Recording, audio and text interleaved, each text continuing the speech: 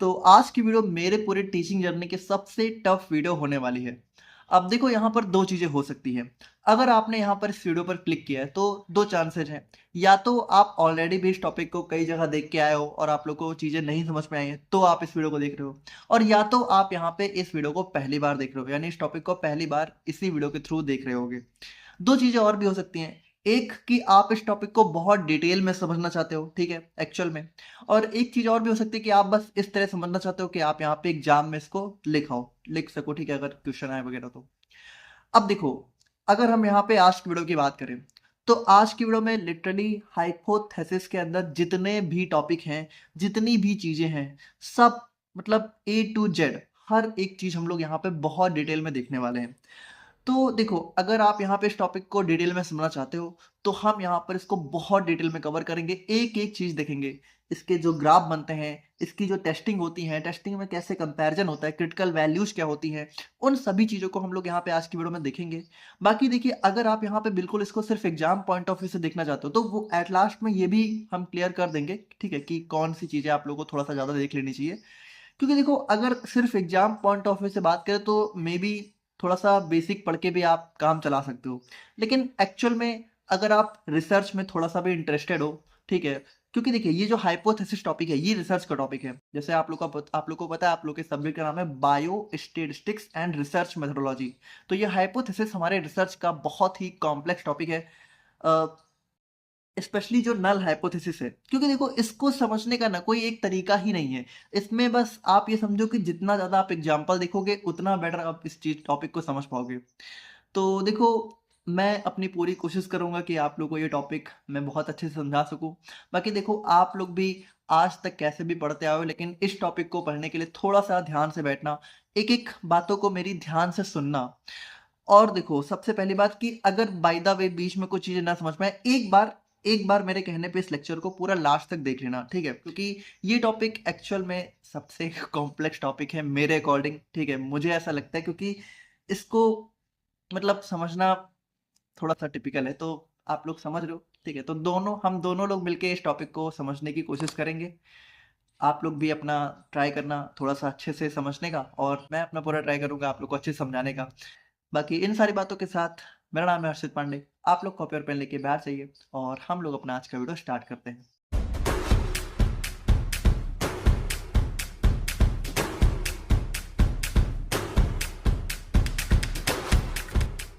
तो देखो, बात करें हम लोग यहाँ पे हाइपोथेसिस के बारे में। तो देखिए, अगर हम लोग यहाँ पे इसका हिंदी में मतलब समझना चाहें तो हिंदी में इसका मतलब होता है परिकल्पना, ठीक है, परिकल्पना, कल्पना नहीं।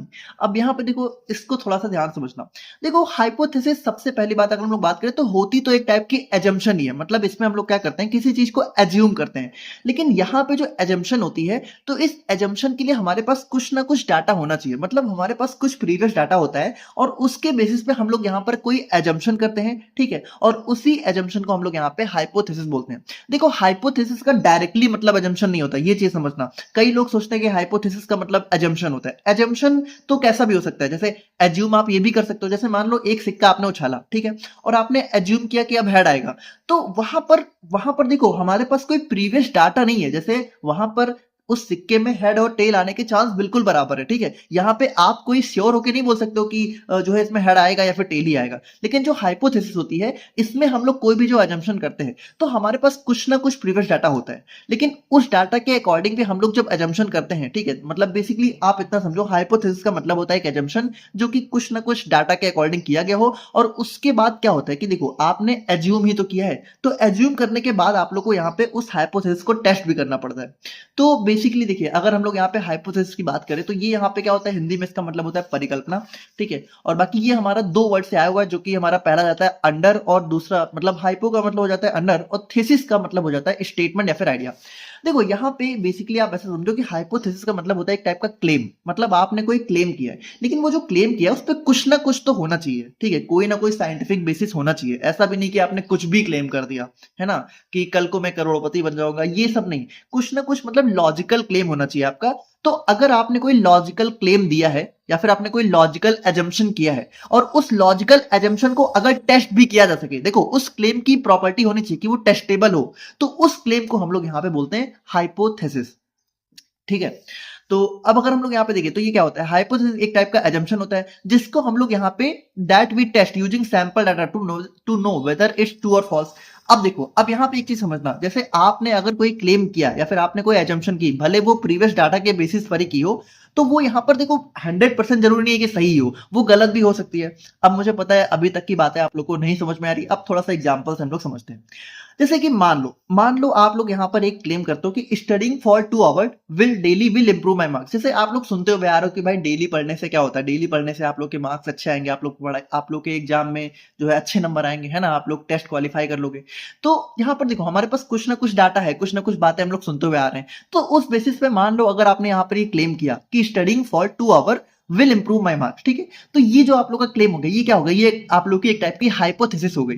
अब यहाँ पे देखो, अब यहाँ पे इसको टेस्ट करने के लिए क्या करना होगा, इसको टेस्ट करने के लिए आप लोग को एक्चुअल में डेली जो है 2 घंटे पढ़ना होगा 1-2 महीने तक, है ना, अपने एग्जाम से पहले। और उसके बाद एग्जाम का जब रिजल्ट आएगा तब आप लोग को पता चलेगा कि एक्चुअल में ये जो क्लेम आपने किया था ये सही था कि नहीं था। ठीक है, तो यहाँ पर देखिए ये जो स्टेटमेंट है ये क्या हो गया, ये हाइपोथेसिस हो गई कि studying for 2 hour daily will improve my marks, ये हाइपोथेसिस हो गई। और उसके बाद जब 2 महीने बाद टेस्ट का रिजल्ट आएगा तो वो रिजल्ट से पता चलेगा कि आप लोग का क्लेम जो है सही था कि नहीं था, मतलब हाइपोथेसिस आप लोग की ट्रू थी या फिर फॉल्स थी।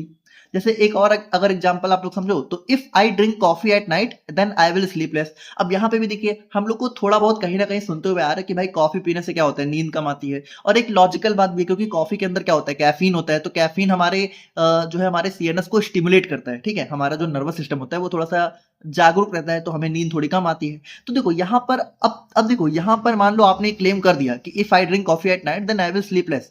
तो वहां पर देखिए अब ये भी जैसे लोगों पे थोड़ा डिपेंड भी करता है ना, कुछ लोगों को बहुत नींद आती है, कुछ लोगों को नहीं आती। अब मान लो ये क्लेम अगर आपने अपने अपने ऊपर किया तो अब इसको आपको टेस्ट करना पड़ेगा। भाई आप लोग 10 दिन तक कॉफी पी के सो, ठीक है, कॉफी पी के बैठो रात में। अब अगर आप लोग को नींद एक्चुअल में नहीं आ रही पहले से, तो यानी आप लोग का क्लेम सही था। लेकिन अगर फिर भी आप लोग सो जा रहे हो तो इसका मतलब क्या हुआ, आप लोग की हाइपोथेसिस फॉल्स हो जाएगी। देखो वही बात है ना, थोड़ा सा पेशेंस के साथ बैठना, हम लोग धीरे धीरे आगे बढ़ेंगे इसमें, पहले एकदम बेसिक्स को समझते हुए चलते हैं। ठीक है, उसके बाद देखो अगर मान लो यहाँ पे एक और क्लेम मान लो आ गया कि if I run daily I will lose weight. अब यहाँ पर ये भी आप लोगों को पता है कि भाई अगर आप थोड़ा सा दौड़ोगे चलोगे तो थोड़ा बहुत आप लोग का वेट कम होगा। तो ये भी मान लो अगर आपने क्लेम किया कुछ डाटा के अकॉर्डिंग, तो अब इसको भी आपको टेस्ट करना पड़ेगा। देखो हाइपोथेसिस का एक सिंपल सा मतलब समझो कि जो भी क्लेम आप करोगे, जो भी अजम्पशन आप करोगे, वो टेस्टेबल होनी चाहिए, यानी वो टेस्ट हो सके। ऐसा कोई क्लेम ना कर दो जिसको यहाँ पे टेस्ट ही ना किया जा सके। ठीक है, तो वो चीज हमारी यहाँ पे इंपॉर्टेंट होती है। अच्छा देखो हाइपोथेसिस और प्रोबेबिलिटी, जैसे प्रोबेबिलिटी में भी आप लोग को पता है, थोड़ा बहुत आपने यही तो पढ़ा है कि यहाँ पे भी तो हमारी कुछ एजम्पशन होती है, कुछ आइडिया लगता है। तो देखो हाइपोथेसिस और प्रोबेबिलिटी में डिफरेंस क्या है। देखो हाइपोथेसिस और प्रोबेबिलिटी में मेन डिफरेंस होता है क्लेम और चांस का।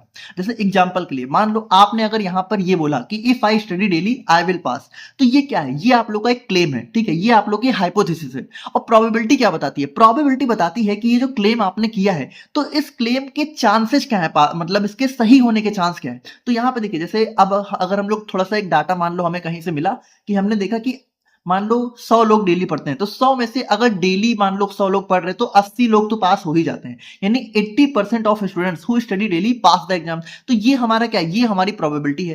देखो प्रोबेबिलिटी हमें क्या बताती है कि प्रोबेबिलिटी बताती है कि जो भी क्लेम आपने किया है वो क्लेम सही होने के चांस कितने हैं। तो ये एक थोड़ा सा एक बेसिक डिफरेंस है, तो इसको भी समझ के चलना। ठीक है, थोड़ा बहुत सिमिलर से टर्म लगने लगते हैं, बाकी ये एकदम सेम नहीं होते।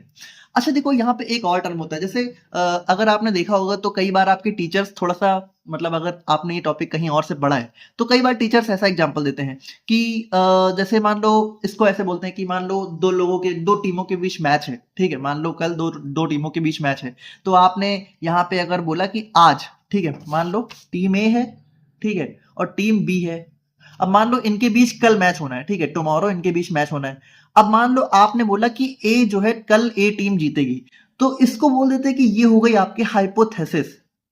तो देखो यहाँ पे भाई अगर आप इस चीज को हाइपोथेसिस बोल रहे हो, ठीक है, तो हाइपोथेसिस की प्रॉपर्टी क्या है कि इसको यहाँ पे टेस्ट हम लोग कर पाए। तो देखो टेस्ट तो ये हो सकता है, यानी कल जब मैच होगा तो जब जो ए टीम जीत जाएगी, तो यहाँ पे अगर ए टीम जीत गई तो आप लोग की हाइपोथेसिस ट्रू, और अगर ए टीम नहीं जीती तो आप लोग की हाइपोथेसिस फॉल्स। लेकिन सबसे इंपॉर्टेंट चीज ये कि यह हाइपोथेसिस ये है ही नहीं। मतलब अगर इस तरह का एग्जांपल अगर कोई आप लोग को दे रहा है कि दो टीमों के बीच मैच है और आपने यहाँ पर बेट लगाया एक टीम पे और वो जीत गई, तो आप लोग की देखो इसको हाइपोथेसिस नहीं बोलते हैं। वही तो बात है, hypothesis is not equal to prediction.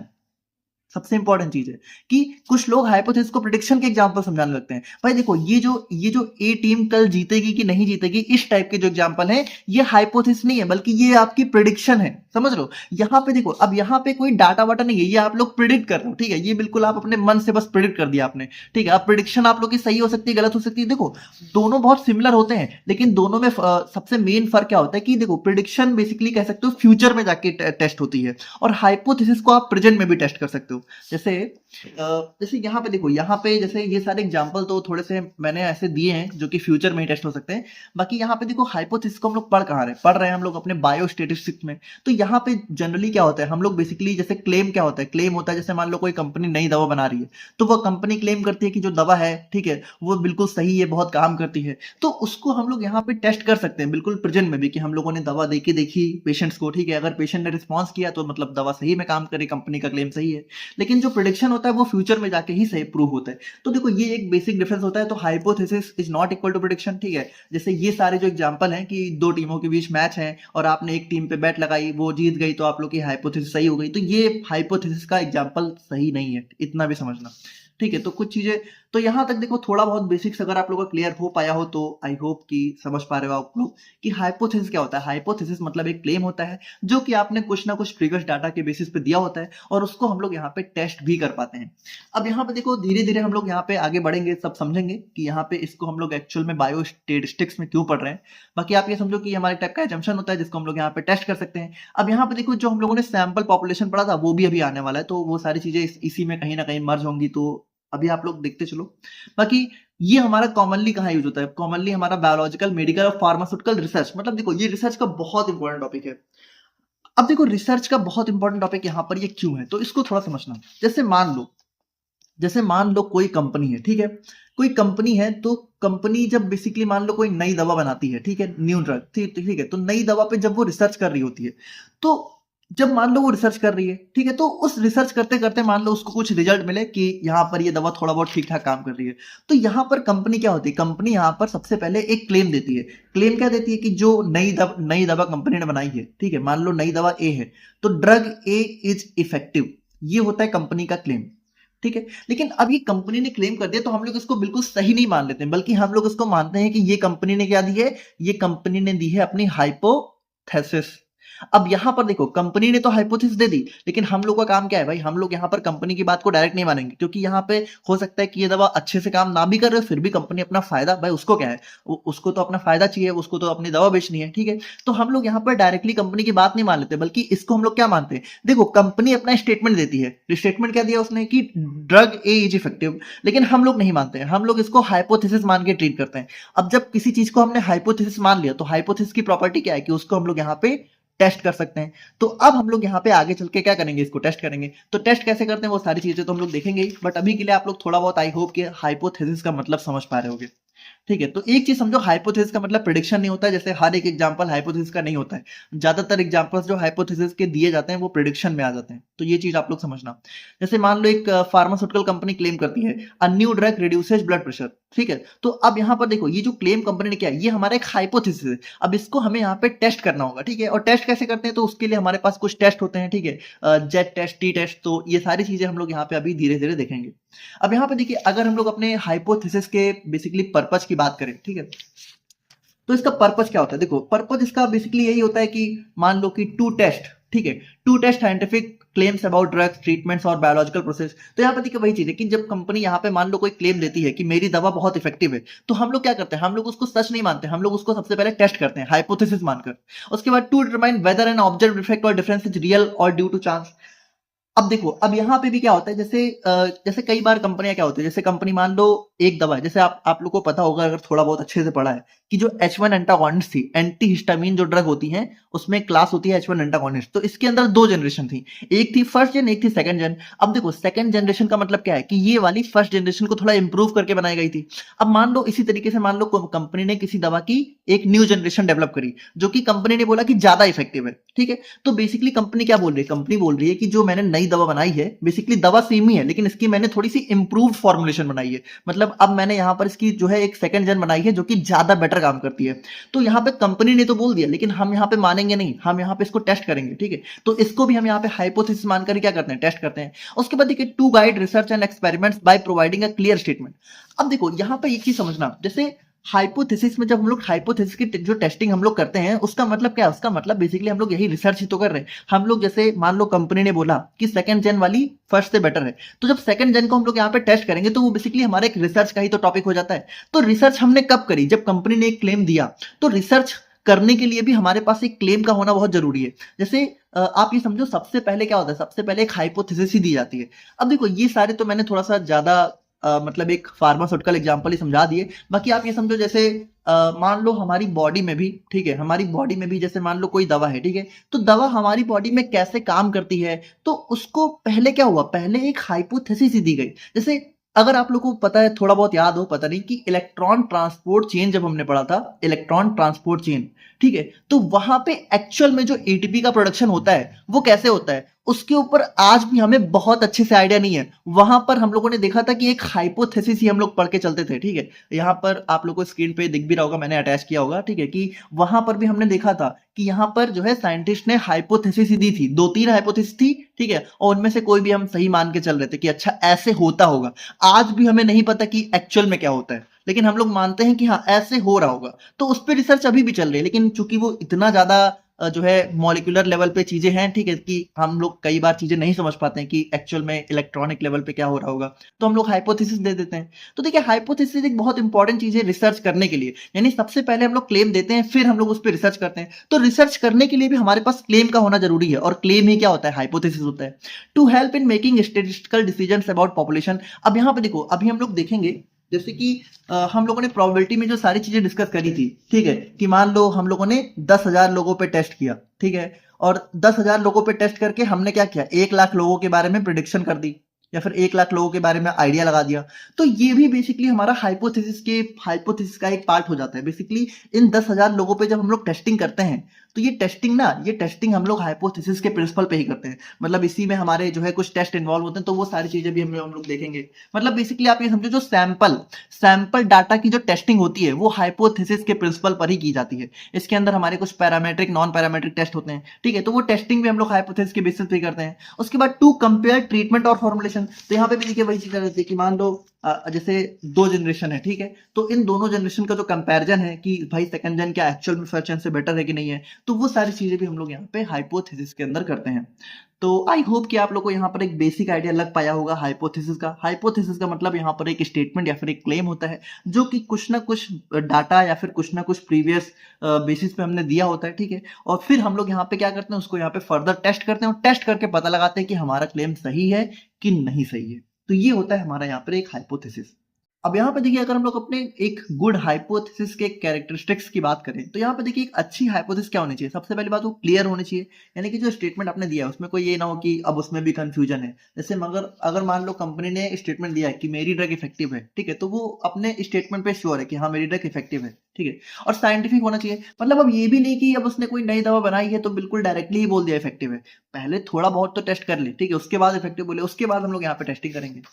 और उसके बाद देखो टेस्टेबल, तो टेस्ट तो हम लोग कर ही पाए उस हाइपोथेसिस को, है ना, साइंटिफिक रीजनिंग पे बेस होनी चाहिए। ये भी नहीं कि कुछ भी आपने बोल दिया, वो हाइपोथेसिस नहीं होती है।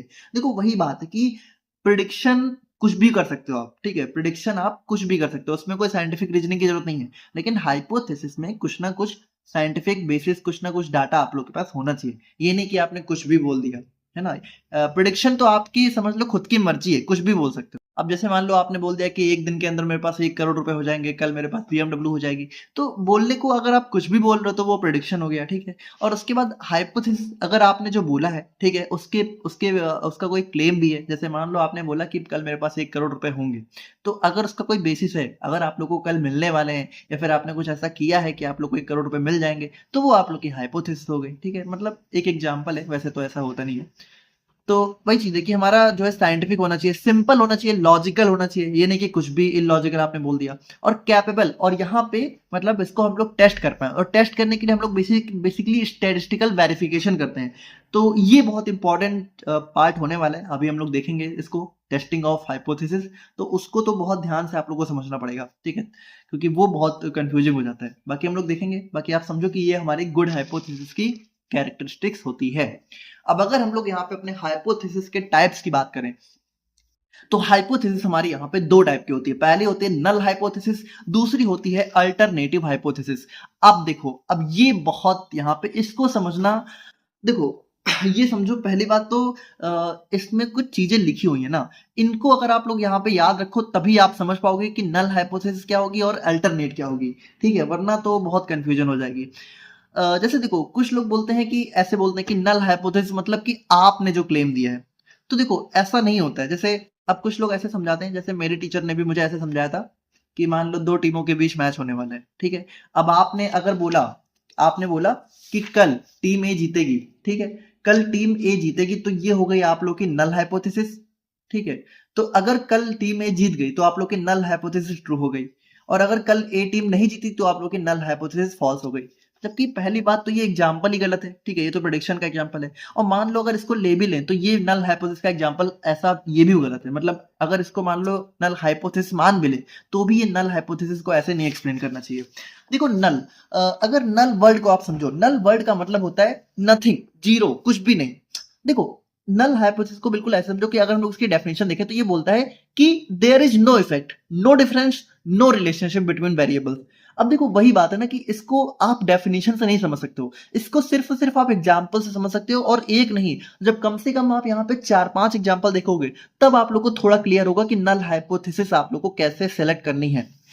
तो देखो हम लोग यहाँ पे उन्हीं एग्जांपल्स को डिस्कस करेंगे वो जो कि ज्यादातर हमें देखने को मिलते रहते हैं, जो ज्यादातर आप लोग को ऐसे ही एग्जांपल देखने को मिलेंगे। तो जैसे देखो यहाँ पे समझना, जैसे मान लो कि एक कंपनी ने क्लेम किया कि मेरी जो ड्रग है वो इफेक्टिव है, ठीक है। तो यहाँ पे देखिए कंपनी का क्लेम क्या है कि ड्रग इफेक्टिव है। अब यहाँ पे हमें जो है सिलेक्ट करना है कि नल हाइपोथेसिस क्या होगी। अच्छा ठीक है, देखो एक चीज और समझ लेते हैं, जैसे देखो एक होती है नल हाइपोथेसिस और एक होती है अल्टरनेटिव हाइपोथेसिस। अब आप ये समझो, जैसे अल्टरनेटिव हाइपोथेसिस को आप बिल्कुल ऐसे समझ सकते हो कि जो भी नल हाइपोथेसिस होगी उसका जस्ट उल्टा होता है अल्टरनेटिव, ठीक है, बाकी और कुछ नहीं। ये समझो कि नल हाइपोथेसिस का जस्ट उल्टा होता है अल्टरनेटिव, है ना। जैसे मान लो आप ऐसे समझो कि अगर आपने बोला कि कोई ड्रग का इफेक्ट नहीं है, अगर आपने इसको नल हाइपोथेसिस मान ली, तो जो अल्टरनेटिव है उसका जस्ट उल्टा, तो जस्ट उल्टा क्या होगा कि ड्रग का इफेक्ट है। तो बस देखो अल्टरनेटिव और नल में इतना डिफरेंस होता है कि नल, देखो नल सबसे पहले आप लोग को सिलेक्ट करना होगा, अल्टरनेटिव आप लोग कभी भी पहले नहीं सिलेक्ट करोगे। जैसे मान लो कोई भी स्टेटमेंट है, अच्छा देखो होता कैसे, जैसे मान लो होता क्या है कि ये जो है नल और अल्टरनेटिव हाइपोथेसिस आपको खुद से सेलेक्ट करनी पड़ती है। जैसे क्वेश्चन आप लोग को दिया होगा और आप लोग को खुद से पता लगाना होगा कि इसमें नल हाइपोथेसिस क्या होगी और अल्टरनेटिव क्या होगी, तो इसीलिए इसको समझना बहुत जरूरी है। तो अब नल और अल्टरनेटिव दोनों आप लोग को पता करने हैं, तो दोनों पता करने के लिए आप लोग क्या करोगे, आप लोग नल पता करोगे, ठीक है, नल आप लोग को पता करनी है, और अल्टरनेटिव में क्या करोगे, इसका जस्ट उल्टा कर दोगे। अल्टरनेटिव कभी भी आप लोग को पहले नहीं पता करनी है, नल आप लोग पता करो कि नल क्या होगी और अल्टरनेटिव हम लोग यहाँ पे इसका जस्ट उल्टा मान लेंगे। तो पहला एग्जांपल हम लोग देखते हैं, जैसे मान लो एक कंपनी ने क्लेम दिया कि उसकी जो ड्रग है वो इफेक्टिव है, उसने कोई नई ड्रग बनाई और वो इफेक्टिव है, ये कंपनी का क्लेम हो गया। अब नल हाइपोथेसिस इसमें क्या होगी, देखो नल हाइपोथेसिस की डेफिनेशन क्या है कि there is no effect, no difference, no relationship. देखो यहाँ पे अगर आप लोग इस वाले एग्जांपल में देखो तो एग्जांपल में क्या आ रहा है, ड्रग इज इफेक्टिव, जबकि नल हाइपोथेसिस क्या बोल रहा है, नो इफेक्ट। मतलब नल हाइपोथेसिस मान के चलता है कि यहाँ पे जो है नल है, मतलब कोई भी चीज बिल्कुल न्यूट्रल है, जीरो है, कुछ भी है ही नहीं। तो यहाँ पे देखो अगर मान लो कंपनी ने बोला कि ड्रग इफेक्टिव है, तो नल हाइपोथेसिस यहाँ पे क्या हो जाएगी कि ड्रग हैज नो इफेक्ट या फिर ड्रग इफेक्टिव नहीं है, ये होगी नल हाइपोथेसिस, ठीक है। और इसकी अल्टरनेट क्या होगी, तो देखो अल्टरनेट क्या होता है, हमेशा नल का जस्ट उल्टा होता है। तो अगर नल हाइपोथेसिस ये बनी है कि ड्रग हैज नो इफेक्ट, तो अल्टरनेटिव क्या बनेगी, ड्रग हैज इफेक्ट। तो यहाँ पे देखो, यहाँ पे एक्चुअल में जो कंपनी क्लेम है ये किसके अंदर आया, ये आया अल्टरनेटिव हाइपोथेसिस के अंदर। तो अब यहाँ पे क्या आप लोग इससे ये आइडिया लगा सकते हो कि जब भी कोई कंपनी क्लेम देगी तो कंपनी ने जो भी क्लेम दिया है या फिर किसी ने अगर कोई क्लेम दिया है तो वो हमेशा अल्टरनेटिव में आएगा, नहीं, ऐसा भी नहीं है। वही बात ना, इसको इसको ना किसी भी ऐसे रिलेट मत करना, ये मत सोचना कि अच्छा यहाँ पे क्लेम कंपनी ने दिया है ड्रग इज इफेक्टिव और ये चीज हमें देखने को मिली अल्टरनेटिव में, यानी कि कंपनी का जो क्लेम होगा उसका जस्ट उल्टा होगा नल हाइपोथेसिस। नहीं नहीं नहीं, ये गलती मत करना। देखो नल हाइपोथेसिस आप लोग को हमेशा इन सारी बातों को ध्यान में रख के पता करनी होगी। कौन सी बातें? No effect, no difference, no relationship. इन तीनों वर्ड को याद कर लो, ये तीनों वर्ड आप लोग को बहुत काम आएंगे, ठीक है। बाकी कोई तरीका मत लगाना, ये मत सोचना कि अच्छा जो भी क्लेम लिखा होगा उसका जस्ट उल्टा होगा नल हाइपोथेसिस, या फिर जो भी क्लेम लिखा होगा वो होगा अल्टरनेटिव हाइपोथेसिस। ऐसा कुछ नहीं है। आप लोग को क्या करना है, बहुत ध्यान से सुनो, ये बहुत इंपॉर्टेंट बात है, ठीक है। देखो कॉन्सेप्ट समझ लो, ऑल दो उतने क्वेश्चन आते नहीं है, ठीक है, कॉन्सेप्ट लेकिन समझ लो, समझना बहुत जरूरी है। रिसर्च का बहुत इंपॉर्टेंट टॉपिक है कि जो भी क्वेश्चन आप लोग को दिया होगा, ठीक है, तो उस क्वेश्चन में सबसे पहले आप लोग को क्या करना है, सबसे पहले आप लोग को पता लगानी है नल हाइपोथेसिस, ठीक है। और नल हाइपोथेसिस पता लगाने के लिए आप लोग को ये तीन बातें ध्यान में रखनी है, no effect, no difference, no relationship, ठीक है। तो आप लोग को नल हाइपोथेसिस पता लगानी है। अब अल्टरनेटिव के लिए क्या करना होगा, उसका जस्ट उल्टा कर देना। अच्छा, पता आप लोग को दोनों लगानी होगी, मतलब देखो ये कोई टाइप नहीं है, ये बेसिकली टाइप्स ऑफ हाइपोथेसिस में दे तो रखा है, लेकिन आप ये समझो जब भी आप लोग कोई क्वेश्चन सॉल्व करोगे तो आप लोग को ये दोनों हाइपोथेसिस पता लगाने होंगे, दोनों को लिखना होगा, ठीक है। तो दोनों को पता लगाने के लिए आप लोग को क्या करना पड़ेगा, पहले क्वेश्चन देखो, क्वेश्चन देखने के बाद नल हाइपोथेसिस का पता लगाओ, और नल हाइपोथेसिस जब पता लग जाए या फिर जब आप लोग पहचान जाओ तो उसका जस्ट उल्टा स्टेटमेंट हो जाता है अल्टरनेटिव। इतना ध्यान रखो, ठीक है। तो जैसे एक एग्जांपल ये होगा, तो यहाँ पे आप लोग समझ गए। अच्छा देखो, एक मान लो कंपनी ने क्लेम दिया कि कंपनी ने मान लो कोई ड्रग है, ठीक है, कोई नई दवा डेवलप करी है, और एक एक मान लो पुरानी दवा थी, ठीक है, मान लो ये हमारी मान लो बीपी, बीपी की मान लो कोई दवा हम कंपनी बना रही है, ठीक है। तो बीपी की एक दवा पहले से थी मार्केट में जो कि थी ड्रग बी। अब कंपनी ने में इसकी नई फॉर्मुलेशन डेवलप करी जो कि है ड्रग ए। अब कंपनी बोल रही है कि drug A is more effective than drug B, ठीक है, मतलब बीपी को जो ड्रग ए है वो ड्रग बी से ज्यादा बेटर जो है रिड्यूस कर सकती है, कंपनी ये बोल रही है। तो अब यहाँ पे नल हाइपोथेसिस क्या होगी, नल हाइपोथेसिस क्या बोलती है कि नल हाइपोथेसिस बोलती है नो इफेक्ट। तो यहाँ पे देखो इफेक्ट वाली तो खैर बात नहीं आ रही है, बाकी यहाँ पे देखो नो डिफरेंस। नो डिफरेंस का मतलब क्या है कि जब भी कंपैरिजन हो, जब भी यहाँ पे कंपैरिजन यहाँ पे हो रहा हो कि एक दवा ज्यादा इफेक्टिव है या फिर एक कम है, तो नल हाइपोथेसिस क्या मान के चलती है कि there is no difference, no comparison, यानी कि यहाँ पे नल हाइपोथेसिस बनेगी कि ड्रग ए और ड्रग बी यहाँ पे इक्वल है, इनके अंदर कोई भी डिफरेंस ही नहीं है, ये बनेगी हमारी नल हाइपोथेसिस। और अल्टरनेटिव क्या बनेगी, अल्टरनेटिव बनेगी कि यहाँ पे ड्रग ए और ड्रग बी में डिफरेंस है, मतलब कि ड्रग ए और ड्रग बी बराबर नहीं है, यानी ड्रग ए जो है ज्यादा भी हो सकती है। अब जैसे यहाँ पे तो चलो ज्यादा ही दी हुई है, ठीक है, तो यहाँ पे अब इसके भी दो केस बन सकते हैं। जैसे जब नॉट इफेक्टिव यहाँ पे आ जाता है कि drug A is not equal to drug B, तो यहाँ पे दो केस बन सकते हैं। एक बन सकता है कि drug A is more effective than drug B, और एक केस यहाँ पे और भी बन सकता है कि drug A is less effective than drug B. तो देखो ये भी हमारे इसके अल्टरनेटिव के दो टाइप बनते हैं, तो इसको भी अभी हम लोग देखेंगे, बट अभी के लिए आप इतना सिंपली समझो अब कि जैसे नल हमारा यहाँ पे क्या हो जाएगा कि ड्रग ए और ड्रग बी में कोई डिफरेंस नहीं है, और अल्टरनेट हो जाएगा कि ड्रग ए और ड्रग बी में डिफरेंस है, ठीक है। उसके बाद मान लो एक और एग्जांपल लेते हैं कि कंपनी ने मान लो ये क्लेम किया कि increase in drug dose speeds recovery, यानी अगर आप लोग यहाँ पे किसी दवा की डोज बढ़ा दो तो आप लोग की रिकवरी बढ़ जाएगी। जैसे कि एग्जांपल के लिए मान लो आप लोग को बुखार है, ठीक है, अब अगर मान लो बुखार में आप लोग 500 mg पैरासीटामोल खा रहे हो, तो आप लोग का बुखार थोड़ा सा जो है ज्यादा टाइम लेके सही होगा। और वहीं पे अगर आपने इसकी डोज बढ़ाई, यानी मान लो आप लोगों ने 6650 mg ले ली, तो यहाँ पे आप लोग का बुखार जल्दी ठीक हो जाएगा।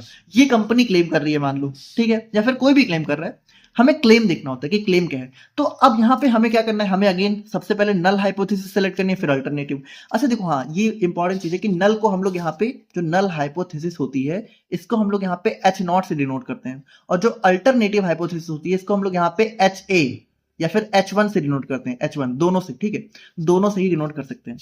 तो यहाँ पर देखिए मान लो कंपनी ने क्लेम किया कि जो ड्रग की डोज है, ठीक है, वो बढ़ाने से रिकवरी बढ़ती है, यानी कि कंपनी ने क्या बोला, कंपनी ने बोला कि इन दोनों के बीच में एक रिलेशन है।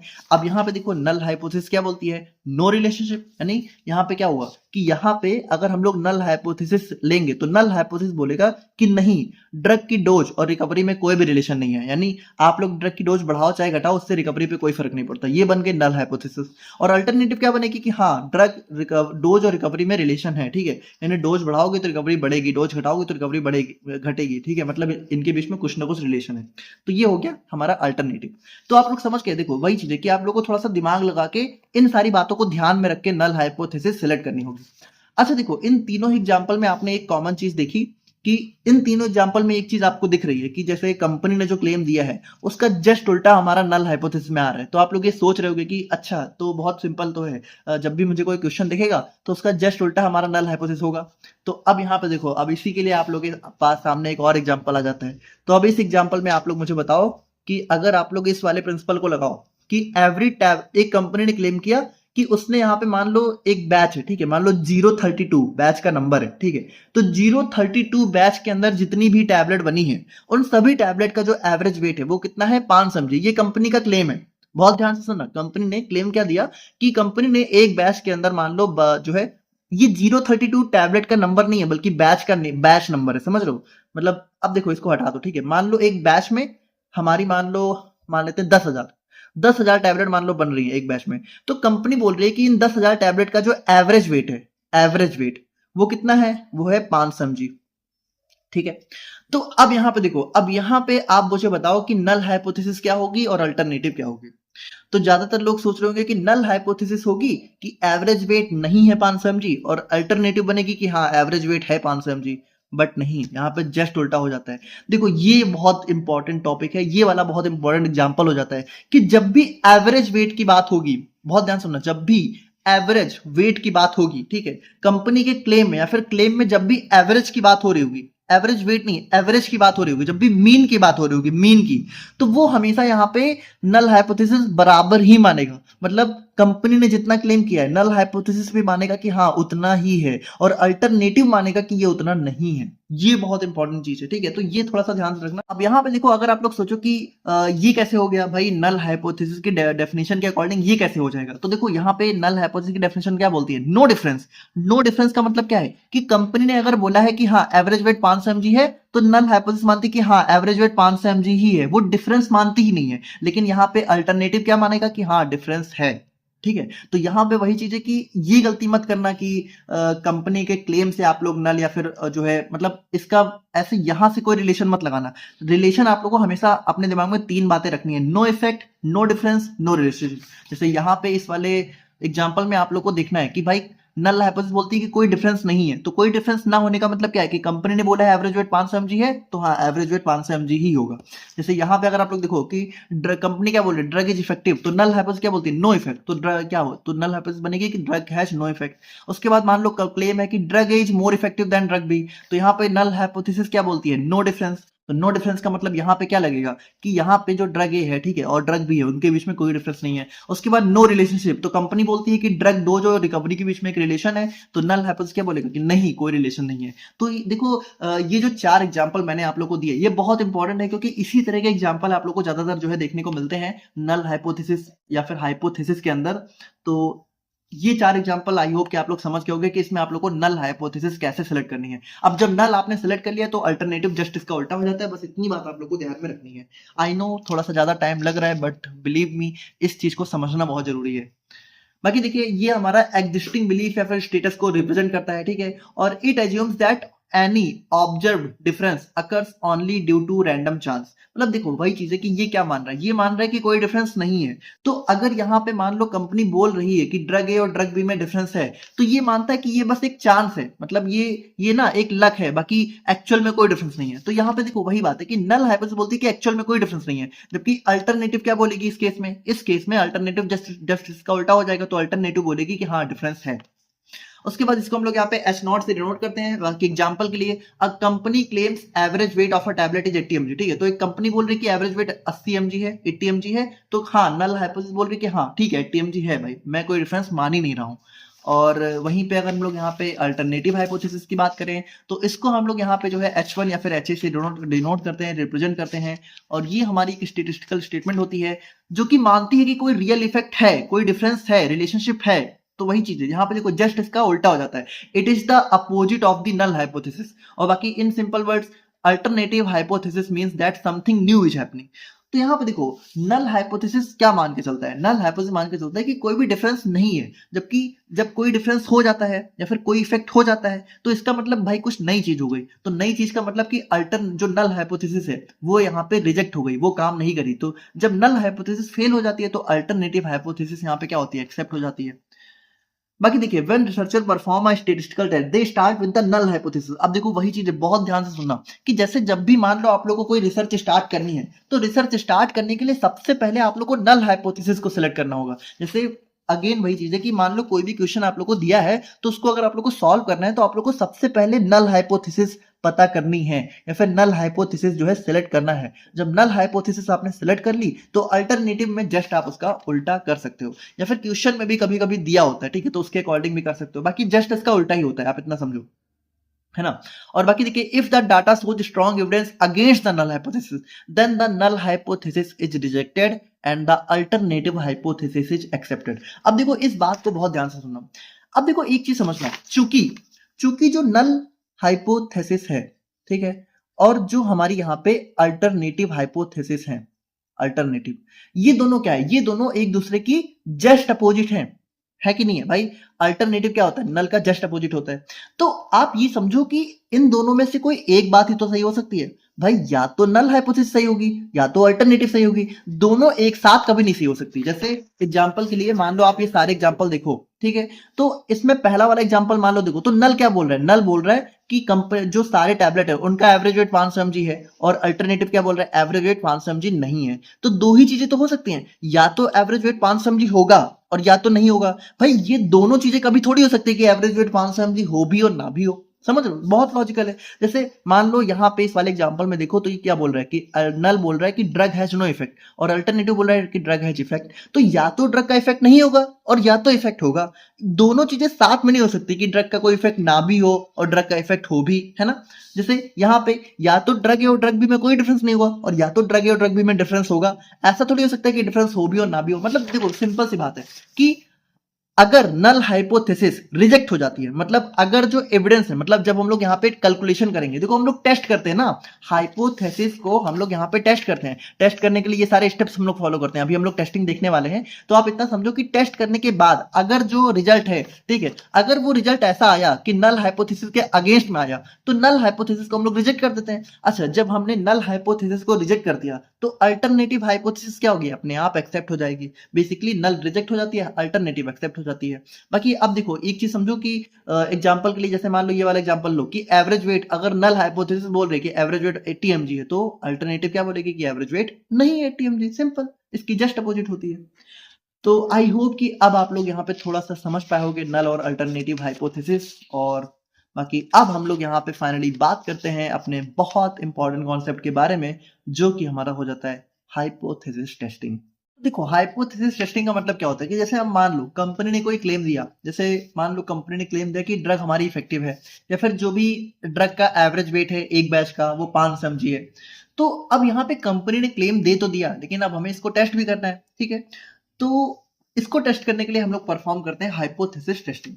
अब हाइपोथेसिस टेस्टिंग करने के लिए क्या होता है, हमें बहुत सारी चीजें करनी होती है, तो इसके हमारे कुछ स्टेप्स होते हैं। तो क्या क्या स्टेप्स होते हैं तो देखते हैं।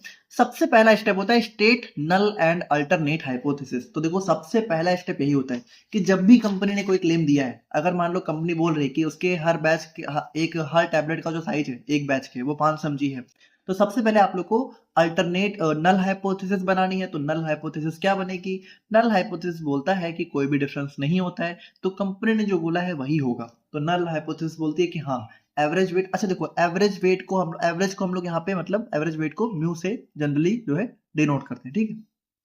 मतलब बेसिकली इसको हम लोग यहाँ पे मीन के लिए लेते हैं, बट आप ये समझो कि जनरली हमारा ये एवरेज वेट को डिनोट करता है, ठीक है। तो मतलब एवरेज का जो साइन होता है वो हम लोग यहाँ पे म्यू से डिनोट करते हैं, आप ऐसे समझो। तो जैसे वही चीज है कि यहाँ पे कंपनी क्या बोल रही है, कंपनी बोल रही है कि एवरेज वेट 500 mg है, तो नल हाइपोथेसिस बोलेगी कि हाँ ठीक है 500 mg है, और अल्टरनेट मतलब जस्ट इसका उल्टा। तो ठीक है, सबसे पहले हमें ये सिलेक्ट करना है। उसके बाद सेकंड स्टेप होता है सिलेक्ट अ सिग्निफिकेंस लेवल। अब ये क्या होता है, तो देखो इसको अभी हम लोग देखेंगे, ये भी बहुत इंपॉर्टेंट कॉन्सेप्ट होता है, तो अभी हम लोग देखेंगे।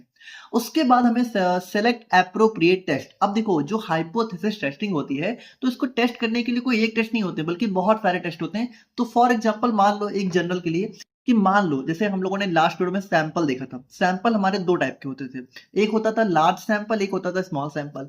लार्ज सैंपल मतलब जहां पे जो सैंपल का साइज है वो 30 से ज्यादा हो, और स्मॉल सैंपल मतलब जब सैंपल का साइज 30 से कम हो। तो देखो यहाँ पे जब आप क्वेश्चन देखोगे तो वहां पे सैंपल वगैरह होता है। तो अगर आप लोग को दिख रहा है कि सैंपल का जो नंबर है वो 30 से ज्यादा है, तो आप लोग सिलेक्ट करो जेड टेस्ट, ठीक है। अगर आप लोगों को दिख रहा है कि सैंपल के जो नंबर है वो 30 से कम है तो आप लोग सिलेक्ट करो टी टेस्ट, समझ गए, सिंपल। तो उसके बाद आप लोग को टेस्ट सिलेक्ट करना है सैंपल के अकॉर्डिंग। उसके बाद आप लोग को कैलकुलेशन परफॉर्म करनी है। अब देखो हर टेस्ट का एक फॉर्मूला होता है, जैसे जेट टेस्ट का होता है, टी टेस्ट का होता है। तो उस फॉर्मूला में आप लोग को वैल्यू रखनी है। वैल्यू आप लोग को वहां से मिलेगी, क्वेश्चन से मिलेगी। अभी हम लोग प्रॉपर क्वेश्चन सॉल्व करेंगे, परेशान मत हो। उसके बाद आप लोगों को कंपैरिजन करना है, ठीक है। वैल्यू जैसे आप लोग जब जो है फॉर्मूले में वैल्यू रखोगे तो कुछ रिजल्ट आएगा, तो उस रिजल्ट को आप लोग को कंपेयर करना है। अब कंपेयर किससे करोगे, तो कंपेयर करने के लिए हमारे पास होती है क्रिटिकल वैल्यू। अब देखो इसको बिल्कुल ऐसे समझो, अगर आप लोग को लिमिट टेस्ट याद हो तो लिमिट टेस्ट में हम लोग क्या करते थे, सबसे पहले हम लोग लिमिट टेस्ट परफॉर्म करते थे, और परफॉर्म करने के बाद हम लोग क्या करते थे, उसको स्टैंडर्ड से कंपेयर करते थे। तो कुछ इसी तरीके से यहाँ पे भी हम लोग सबसे पहले टेस्ट कैलकुलेट करेंगे। कैलकुलेशन का जो रिजल्ट आएगा उसको हम लोग यहाँ पे कंपेयर करेंगे हमारी क्रिटिकल वैल्यू से। अब इस क्रिटिकल वैल्यू से कंपेयर करने के बाद यहाँ पे देखिए हमारे पास कुछ रिटर्न रूल होते हैं, ठीक है। और ये क्रिटिकल वैल्यू भी हमारे पास पहले से ही होती है, तो उससे कंपेयर करके हम लोग पता लगाते हैं कि जो हमारा टेस्ट है वो पास हुआ कि फेल हुआ, ठीक है। बेसिकली जो नल हाइपोथेसिस है। अच्छा देखो एक बहुत इंपॉर्टेंट चीज आप लोग समझना कि हाइपोथेसिस टेस्टिंग में, जैसे हाइपोथेसिस के दो हम लोग दो हाइपोथेसिस बनाते हैं, एक बनाते हैं नल, एक बनाते हैं अल्टरनेटिव, है ना। तो अब देखो एक सिंपल सी बात ये होती है कि भाई या तो नल एक्सेप्ट होगी या तो अल्टरनेटिव, है ना, दोनों कभी साथ में नहीं हो सकती। तो एक चीज सिंपल जानो कि जैसे अगर नल फेल हो गई, ठीक है, तो अल्टरनेटिव एक्सेप्ट हो जाएगी, और अगर नल एक्सेप्ट हो गई तो अल्टरनेटिव को हम लोग यहाँ पे फेल कर देंगे।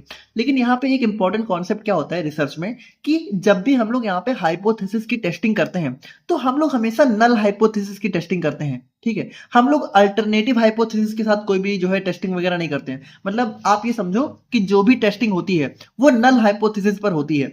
अब अगर नल हाइपोथेसिस एक्सेप्ट हो जाती है, ठीक है, तो हम लोग यहाँ पे बेसिकली बोलते हैं कि वी फेल टू रिजेक्ट। जैसे डायरेक्टली हम लोग ये भी नहीं बोलते हैं, जैसे प्रोफेशनल लैंग्वेज में अगर देखा जाए, जो एक प्रोफेशनल लैंग्वेज होती है या फिर प्रोफेशनली जब आप लोग बोलोगे, तो प्रोफेशनली अगर नल हाइपोथेसिस एक्सेप्ट हुई है तो हम लोग बोलते हैं कि we fail to reject null hypothesis. तो फेल टू रिजेक्ट का मतलब क्या है, एक्सेप्ट। तो डायरेक्टली एक्सेप्ट भी नहीं बोलते हैं। और अगर नल हाइपोथेसिस फेल हो गई है, ठीक है, तो नल हाइपोथेसिस फेल होने पे हम लोग ये नहीं बोलते कि हमने अल्टरनेटिव को एक्सेप्ट किया है, बल्कि हम लोग ये बोलते हैं कि वी रिजेक्ट नल हाइपोथेसिस। तो जब हम लोग इसको रिजेक्ट कर लेते हैं तो मान लिया जाता है, ये अपने आप ही हो जाता है कि अगर ये रिजेक्ट हुई है तो अल्टरनेटिव अपने आप एक्सेप्ट हो जाती है। लेकिन स्टेटमेंट में हम लोग ये लिखते नहीं है। जैसे आप लोग को एट लास्ट में स्टेटमेंट देना होता है, ठीक है। जैसे जब डिसीजन आप लोग बनाओगे तो डिसीजन बनाते समय आप लोग दो ही चीज लिखोगे, या तो आप लिखोगे कि वी रिजेक्टेड या फिर रिजेक्ट नल हाइपोथेसिस, ठीक है, रिजेक्ट एच नॉट, और या तो आप लिखोगे we fail to reject H naught, ठीक है, fail to reject H not.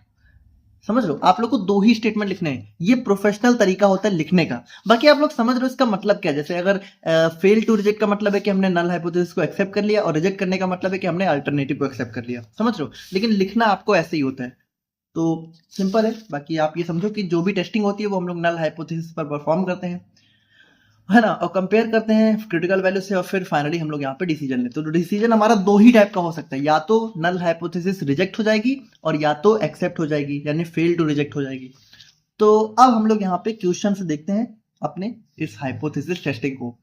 तो यहाँ पे देखिए अब हमारे पास इस तरह का कुछ क्वेश्चन हमें देखने को मिलता है। तो इसी तरह का कुछ क्वेश्चन आप लोगों को एग्जाम में देखने को मिलेगा। तो क्वेश्चन हमारा कह रहा है a company claims average weight of tablet produced in a batch is 500 mg। यानी कंपनी का क्लेम क्या है कि उसके, मान लो एक बैच है, मान लो कोई बैच है और इसमें मान लो 10,000 टैबलेट, ठीक है, बनी है 10,000। तो कंपनी बोल रही है कि जो 10,000 टैबलेट का जो एवरेज वेट है, मतलब हर एक टैबलेट का जो एवरेज वेट है वो है 500 mg, ठीक है, ये कंपनी का क्लेम है। अब यहां पे देखो, अब यहां पे क्या है, a random sample of 36 tablet is taken and mean weight found to be 495। बहुत ध्यान से देखना कि कंपनी बोल रही है कि भाई हमारे बैच में जो मान लो 10,000 टैबलेट बनी है तो इन सभी का एवरेज वेट 500 mg है। लेकिन जब यहाँ पे 36, यानी इस 10,000 में से कोई 36 टैबलेट ली गई और इनका जब वेट यहाँ पे चेक किया गया, ठीक है, तो इनका जो एवरेज वेट आया वो आया 495 mg। अब यहां पे हमें चेक करना है कि क्या कंपनी का क्लेम वैलिड है कि नहीं है। यानी कंपनी ने जो क्लेम दिया है कि उसके हर टैबलेट का जो एवरेज वेट है वो 500 mg है, क्या वो सही है या फिर नहीं है, ठीक है। तो अब यहाँ पे देखिए, यहाँ पे हम लोग यहाँ पे अपने इन स्टेप्स को फॉलो करते हुए चलते हैं। सबसे पहला स्टेप क्या है, state null and alternative hypothesis. तो यहाँ पे देखिए, अब यहाँ पे इस एग्जांपल में अगर आप लोग देखो तो आप लोग बताओ मुझे कि नल हाइपोथेसिस क्या बनेगी। कंपनी बोल रही है कि हर टैबलेट का एवरेज वेट 500 mg है, ठीक है, और हमें चेक करना है कि क्या, देखो यहाँ पे आप लोग इस चीज को मत देखना कि रैंडम सैंपल एम्पल, आप लोग ये देखो क्लेम क्या है। तो क्लेम क्या है कि टैबलेट का एवरेज वेट कितना है, 500 mg। तो यहाँ पे नल हाइपोथेसिस क्या बनेगी कि हाँ, एवरेज वेट 500 mg ही है, ठीक है। तो ये बन गई नल हाइपोथेसिस। और यहाँ पे देखिए अब अल्टरनेटिव क्या बनेगी, तो भाई अल्टरनेट मतलब जस्ट इसका उल्टा। अब हमें कुछ नहीं देखना है, हमें बस अपने नल को देखना है और नल का जस्ट उल्टा हो जाएगा हमारा अल्टरनेटिव, यानी एवरेज वेट 500 mg नहीं है। समझ गए, सिंपल। तो यहाँ पे देखिए ये हमारा पहला स्टेप हो गया। पहला स्टेप क्या था, नल और अल्टरनेटिव हाइपोथेसिस को स्टेट करना। अब दूसरा स्टेप हमारा आता है सिलेक्ट अ सिग्निफिकेंस लेवल। अब देखो ये सिग्निफिकेंस लेवल क्या होता है। तो अब देखो सिग्निफिकेंस लेवल की अगर हम लोग यहाँ पे डेफिनेशन को देखें तो ये बोलती है significance level is the probability of rejecting a true null hypothesis. अब बहुत ध्यान से सुनो, देखो यहाँ पे हमने नल हाइपोथेसिस क्या माना है कि एवरेज वेट 500 mg है, और अल्टरनेटिव क्या है कि एवरेज वेट 500 mg नहीं है। अब देखो अभी हम लोग क्या करेंगे, अभी हम लोग कैलकुलेशन वगैरह करेंगे। अब कैलकुलेशन वगैरह करने के बाद मान लो, ध्यान से सुनना, कि कैलकुलेशन वगैरह करने के बाद मान लो हमें ये पता चला कि जो एवरेज वेट है वो 500 mg नहीं है, यानी नल हाइपोथेसिस को हमने रिजेक्ट कर दिया, ठीक है। और नल को रिजेक्ट किया तो अल्टरनेटिव को एक्सेप्ट कर लिया। लेकिन अगर मान लो आपने जो नल हाइपोथेसिस को रिजेक्ट कर दिया, ठीक है, तो कितने परसेंट चांस है कि एक्चुअल में जो नल हाइपोथेसिस थी वो सही थी, फिर भी आपने रिजेक्ट कर दिया। देखो सिग्निफिकेंस लेवल का सिंपल सा मतलब होता है कि आप लोग जब कैलकुलेशन परफॉर्म करोगे तो दो ही रिजल्ट आएंगे, या तो आप नल को एक्सेप्ट कर लोगे या तो रिजेक्ट कर दोगे। अगर एक्सेप्ट कर दिया तब तो हटाओ, कोई बात ही नहीं। लेकिन अगर आपने इसको रिजेक्ट कर दिया तो यहाँ पे आप लोग एक चांस लेके चलते हो, ठीक है, कुछ परसेंटेज लेके चलते हो कि भाई इतने परसेंट चांस है कि ये नल हाइपोथेसिस सही थी, फिर भी मैंने रिजेक्ट कर दिया। जैसे थोड़ा सा समझना कि थोड़ा सा मेरी बातों पे ध्यान दो। देखो सिग्निफिकेंस लेवल का मतलब होता है कि जब आप लोग यहाँ पे अपना टेस्ट परफॉर्म करते हो तो टेस्ट के दो रिजल्ट आते हैं, या तो नल हाइपोथेसिस एक्सेप्ट होती है या तो रिजेक्ट होती है। अगर ये नल हाइपोथेसिस रिजेक्ट हो गई तो यहाँ पे सिग्निफिकेंस लेवल में आप लोग पहले से ही कुछ परसेंट चांस ले लेते हो कि भाई इतना परसेंट चांस है कि ये नल हाइपोथेसिस सही हो सकती थी, फिर भी मैंने रिजेक्ट कर दिया। तो यहाँ पे देखिए अभी सिग्निफिकेंस लेवल भी हमारे जो है जनरली देखा जाए तो चार टाइप के सिग्निफिकेंस लेवल हम लोग लेके चलते हैं। एक होता है 0.1%, एक होता है 1%, एक होता है 5%, एक होता है 10%। अब सबसे कॉमन जो होता है वो होता है 1% और 5%। अब इसका मतलब क्या है, देखो अगर मान लो 1% सिग्निफिकेंस लेवल हमने लिया है तो इसका मतलब ये है कि मान लो अभी हम लोग जब कैलकुलेशन करेंगे और अगर मान लो नल हाइपोथेसिस हमारी रिजेक्ट हो गई तो इसका मतलब ये है कि 1% चांस था कि ये सही भी हो सकता है, लेकिन फिर भी हमने इसको रिजेक्ट कर दिया। अगर 5% लेके चलते हो, अब देखो ये सारे जो सिग्निफिकेंस लेवल है इनका असर कहां पड़ता है, इसका असर पड़ता है क्रिटिकल वैल्यू पे, क्योंकि अलग अलग सिग्निफिकेंस लेवल पे क्रिटिकल वैल्यू बदल जाती है। तो वही चीज है ना, जब आप लोग अभी क्रिटिकल वैल्यू से कंपेयर करोगे तो क्रिटिकल वैल्यू सभी के लिए अलग अलग होती है। 0.1% के लिए अलग है, ठीक है, 1% के लिए अलग है, 5% के लिए अलग है, 10% के लिए अलग है। तो जैसे मान लो अगर आपने 5% सिग्निफिकेंस लेवल लिया तो 5% सिग्निफिकेंस लेवल लेने का मतलब है कि आप लोग ये मान के चल रहे हो जब आप लोग कैलकुलेशन करोगे एट लास्ट में कि भाई अगर नल हाइपोथेसिस रिजेक्ट हुई तो आप लोग ये मान के चल रहे हो कि हो सकता है कि नल हाइपोथेसिस सही भी थी, फिर भी मैंने रिजेक्ट कर दी, ठीक है। तो ये होता है सिग्निफिकेंस लेवल। आई होप कि आप लोग थोड़ा समझ पाओगे, ठीक है। बाकी इसकी वैल्यू जनरली हम लोग या तो लेते हैं कि 0.1%, या तो 1%, या तो 5%, या तो 10%, ठीक है। 10%, 5% इन सबका मतलब क्या है कि इतने परसेंट चांस है कि नल हाइपोथेसिस सही होते हुए भी हम लोग रिजेक्ट कर दें जब एट लास्ट में फाइनल रिजल्ट आए, ठीक है। देखो फाइनल रिजल्ट में दोनों चीजें हो सकती हैं, हो सकता है रिजेक्ट हो सकता है ना भी हो। ना हो तो हटाओ, कोई बात ही नहीं, पर अगर हो गई, रिजेक्ट हो गई, तो इतने परसेंट चांस है कि वो सही थी फिर भी रिजेक्ट हो गई, ठीक है। तो ये होता है सिग्निफिकेंस लेवल। बाकी उसके बाद देखिए, उसके बाद हम लोग यहाँ पे क्या करते हैं, उसके बाद हम लोग यहाँ पे टेस्ट को सिलेक्ट करते हैं। तो अब देखो, अब यहाँ पे इस क्वेश्चन के लिए सबसे पहले हम लोग मान लेते हैं कि हम लोग मान लेते हैं 5% सिग्निफिकेंस लेवल, ठीक है। 5% सिग्निफिकेंस लेवल हम लोग यहाँ पे इस क्वेश्चन के लिए मान के चलते हैं। बाकी देखो ये भी जो है बेसिकली हमें जो है दिया होता है, मतलब क्वेश्चन में जनरली दिया होता है कि इतने परसेंट सिग्निफिकेंस लेवल पे आप लोग कैलकुलेट करो कि कंपनी का क्लेम वैलिड है कि नहीं है। तो ये होता है सिग्निफिकेंस लेवल। अब उसके बाद देखो तीसरा स्टेप क्या है, सिलेक्ट एप्रोप्रिएट टेस्ट। अब देखो टेस्ट के लिए हमें क्या करना है, अगर 30 से बड़ा सैंपल है तो टी जेड टेस्ट, और अगर 30 से कम है तो टी टेस्ट। तो इस वाले क्वेश्चन में अगर आप लोग देखो तो सैंपल साइज कितना है भाई, देखो अ रैंडम सैंपल ऑफ 36 टैबलेट, तो यही तो है सैंपल। यानी इस 10,000 से, ठीक है, मतलब देखो 10,000 हमें दिया नहीं है तो हम लोग मान रहे हैं, मतलब देखो यहाँ पे हमें एक्चुअल जो साइज है वो नहीं दिया है जनरली, और दिया भी नहीं होता है, हमें उससे मतलब भी नहीं है, लेकिन जो सैंपल साइज है वो जरूर दिया होता है। तो सैंपल साइज आप लोगों को देखना है। तो सैंपल साइज यहाँ पे 36 है, जो कि यहाँ पे 30 से बड़ा है, तो हम लोग कौन सा सिलेक्ट लेंगे, हम लोग कौन सा टेस्ट लेंगे, जेड टेस्ट। तो यहाँ पे हमने जेड टेस्ट को सिलेक्ट किया। अब जेड टेस्ट का फॉर्मूला क्या होता है? जेड टेस्ट का फॉर्मूला होता है x bar minus mu divided by sigma upon, ठीक है, अंडर रूट एन। तो अब यहाँ पे देखो, यहाँ पे इन सभी का मतलब क्या है? देखो एक्स बार का मतलब होता है, एक्स बार का मतलब होता है सैंपल का मीन। तो यहाँ पे देखिए, यहाँ पे सैंपल का मीन क्या है? जैसे a random sample of 36 tablet is taken and mean weight is found to be 495। यानी जो सैंपल का जो एवरेज वेट निकल के आया वो कितना है? 495। यानी सैंपल का बेसिकली कह सकते हो जो मीन है वो कितना है? 495। तो यहाँ पे देखो जो सैंपल का मीन होता है वो होता है एक्स बार। उसके बाद देखो म्यू क्या होता है? तो म्यू देखिए हमने स्टार्टिंग में भी डिस्कस किया था कि म्यू होता है पॉपुलेशन का मीन। पॉपुलेशन मतलब जो एक्चुअल में कंपनी ने जो पूरे जो कह सकते हो पॉपुलेशन, तो पॉपुलेशन यहाँ पे क्या है? पॉपुलेशन यहाँ पे पूरा का पूरा बैच पॉपुलेशन हो गई। जैसे पूरे टैबलेट का जो एवरेज वेट बताया है कंपनी ने वो पॉपुलेशन हो गई, और इनमें से कुछ सैंपल लेके हमने जो एवरेज वेट निकाला वो सैंपल हो गया। तो पॉपुलेशन का मीन कितना दिया है भाई? कंपनी क्या क्लेम कर रही है? कंपनी क्लेम कर रही है 500 mg, तो ये हो जाता है पॉपुलेशन का मीन, ठीक है। उसके बाद देखो, उसके बाद हमारा आ जाता है सिग्मा। तो सिग्मा आ जाता है स्टैंडर्ड डेविएशन। अब देखो स्टैंडर्ड डेविएशन भी ज्यादातर आप लोग को जो है क्वेश्चन में दिया होता है। जैसे यहाँ पे भी देखिए स्टैंडर्ड डेविएशन हमें दिया कितना? 12 mg, ठीक है। तो ये हो गया स्टैंडर्ड डेविएशन। और उसके बाद देखो एन क्या होता है? एन होता है हमारे यहाँ पे सैंपल साइज। तो सैंपल साइज हमारा कितना है? 36, सिंपल। तो यहाँ पे देखिए इस तरीके से अब हम लोग क्या करेंगे, हम लोग इन सारी वैल्यूज को उठा के अपने इस वाले फॉर्मूले में रख देंगे। तो अब देखिए यहाँ पे हमने क्या किया, देखो 3 स्टेप कंप्लीट हो गए। सबसे पहला स्टेप था नल और अल्टरनेट हाइपोथेसिस को सिलेक्ट करना, हमने सिलेक्ट कर लिया। दूसरा स्टेप था सिग्निफिकेंस लेवल को पता करना, हमने 5% ले लिया। तीसरा स्टेप था एप्रोप्रिएट टेस्ट पता करना, तो हमने जेड टेस्ट ले लिया, ठीक है।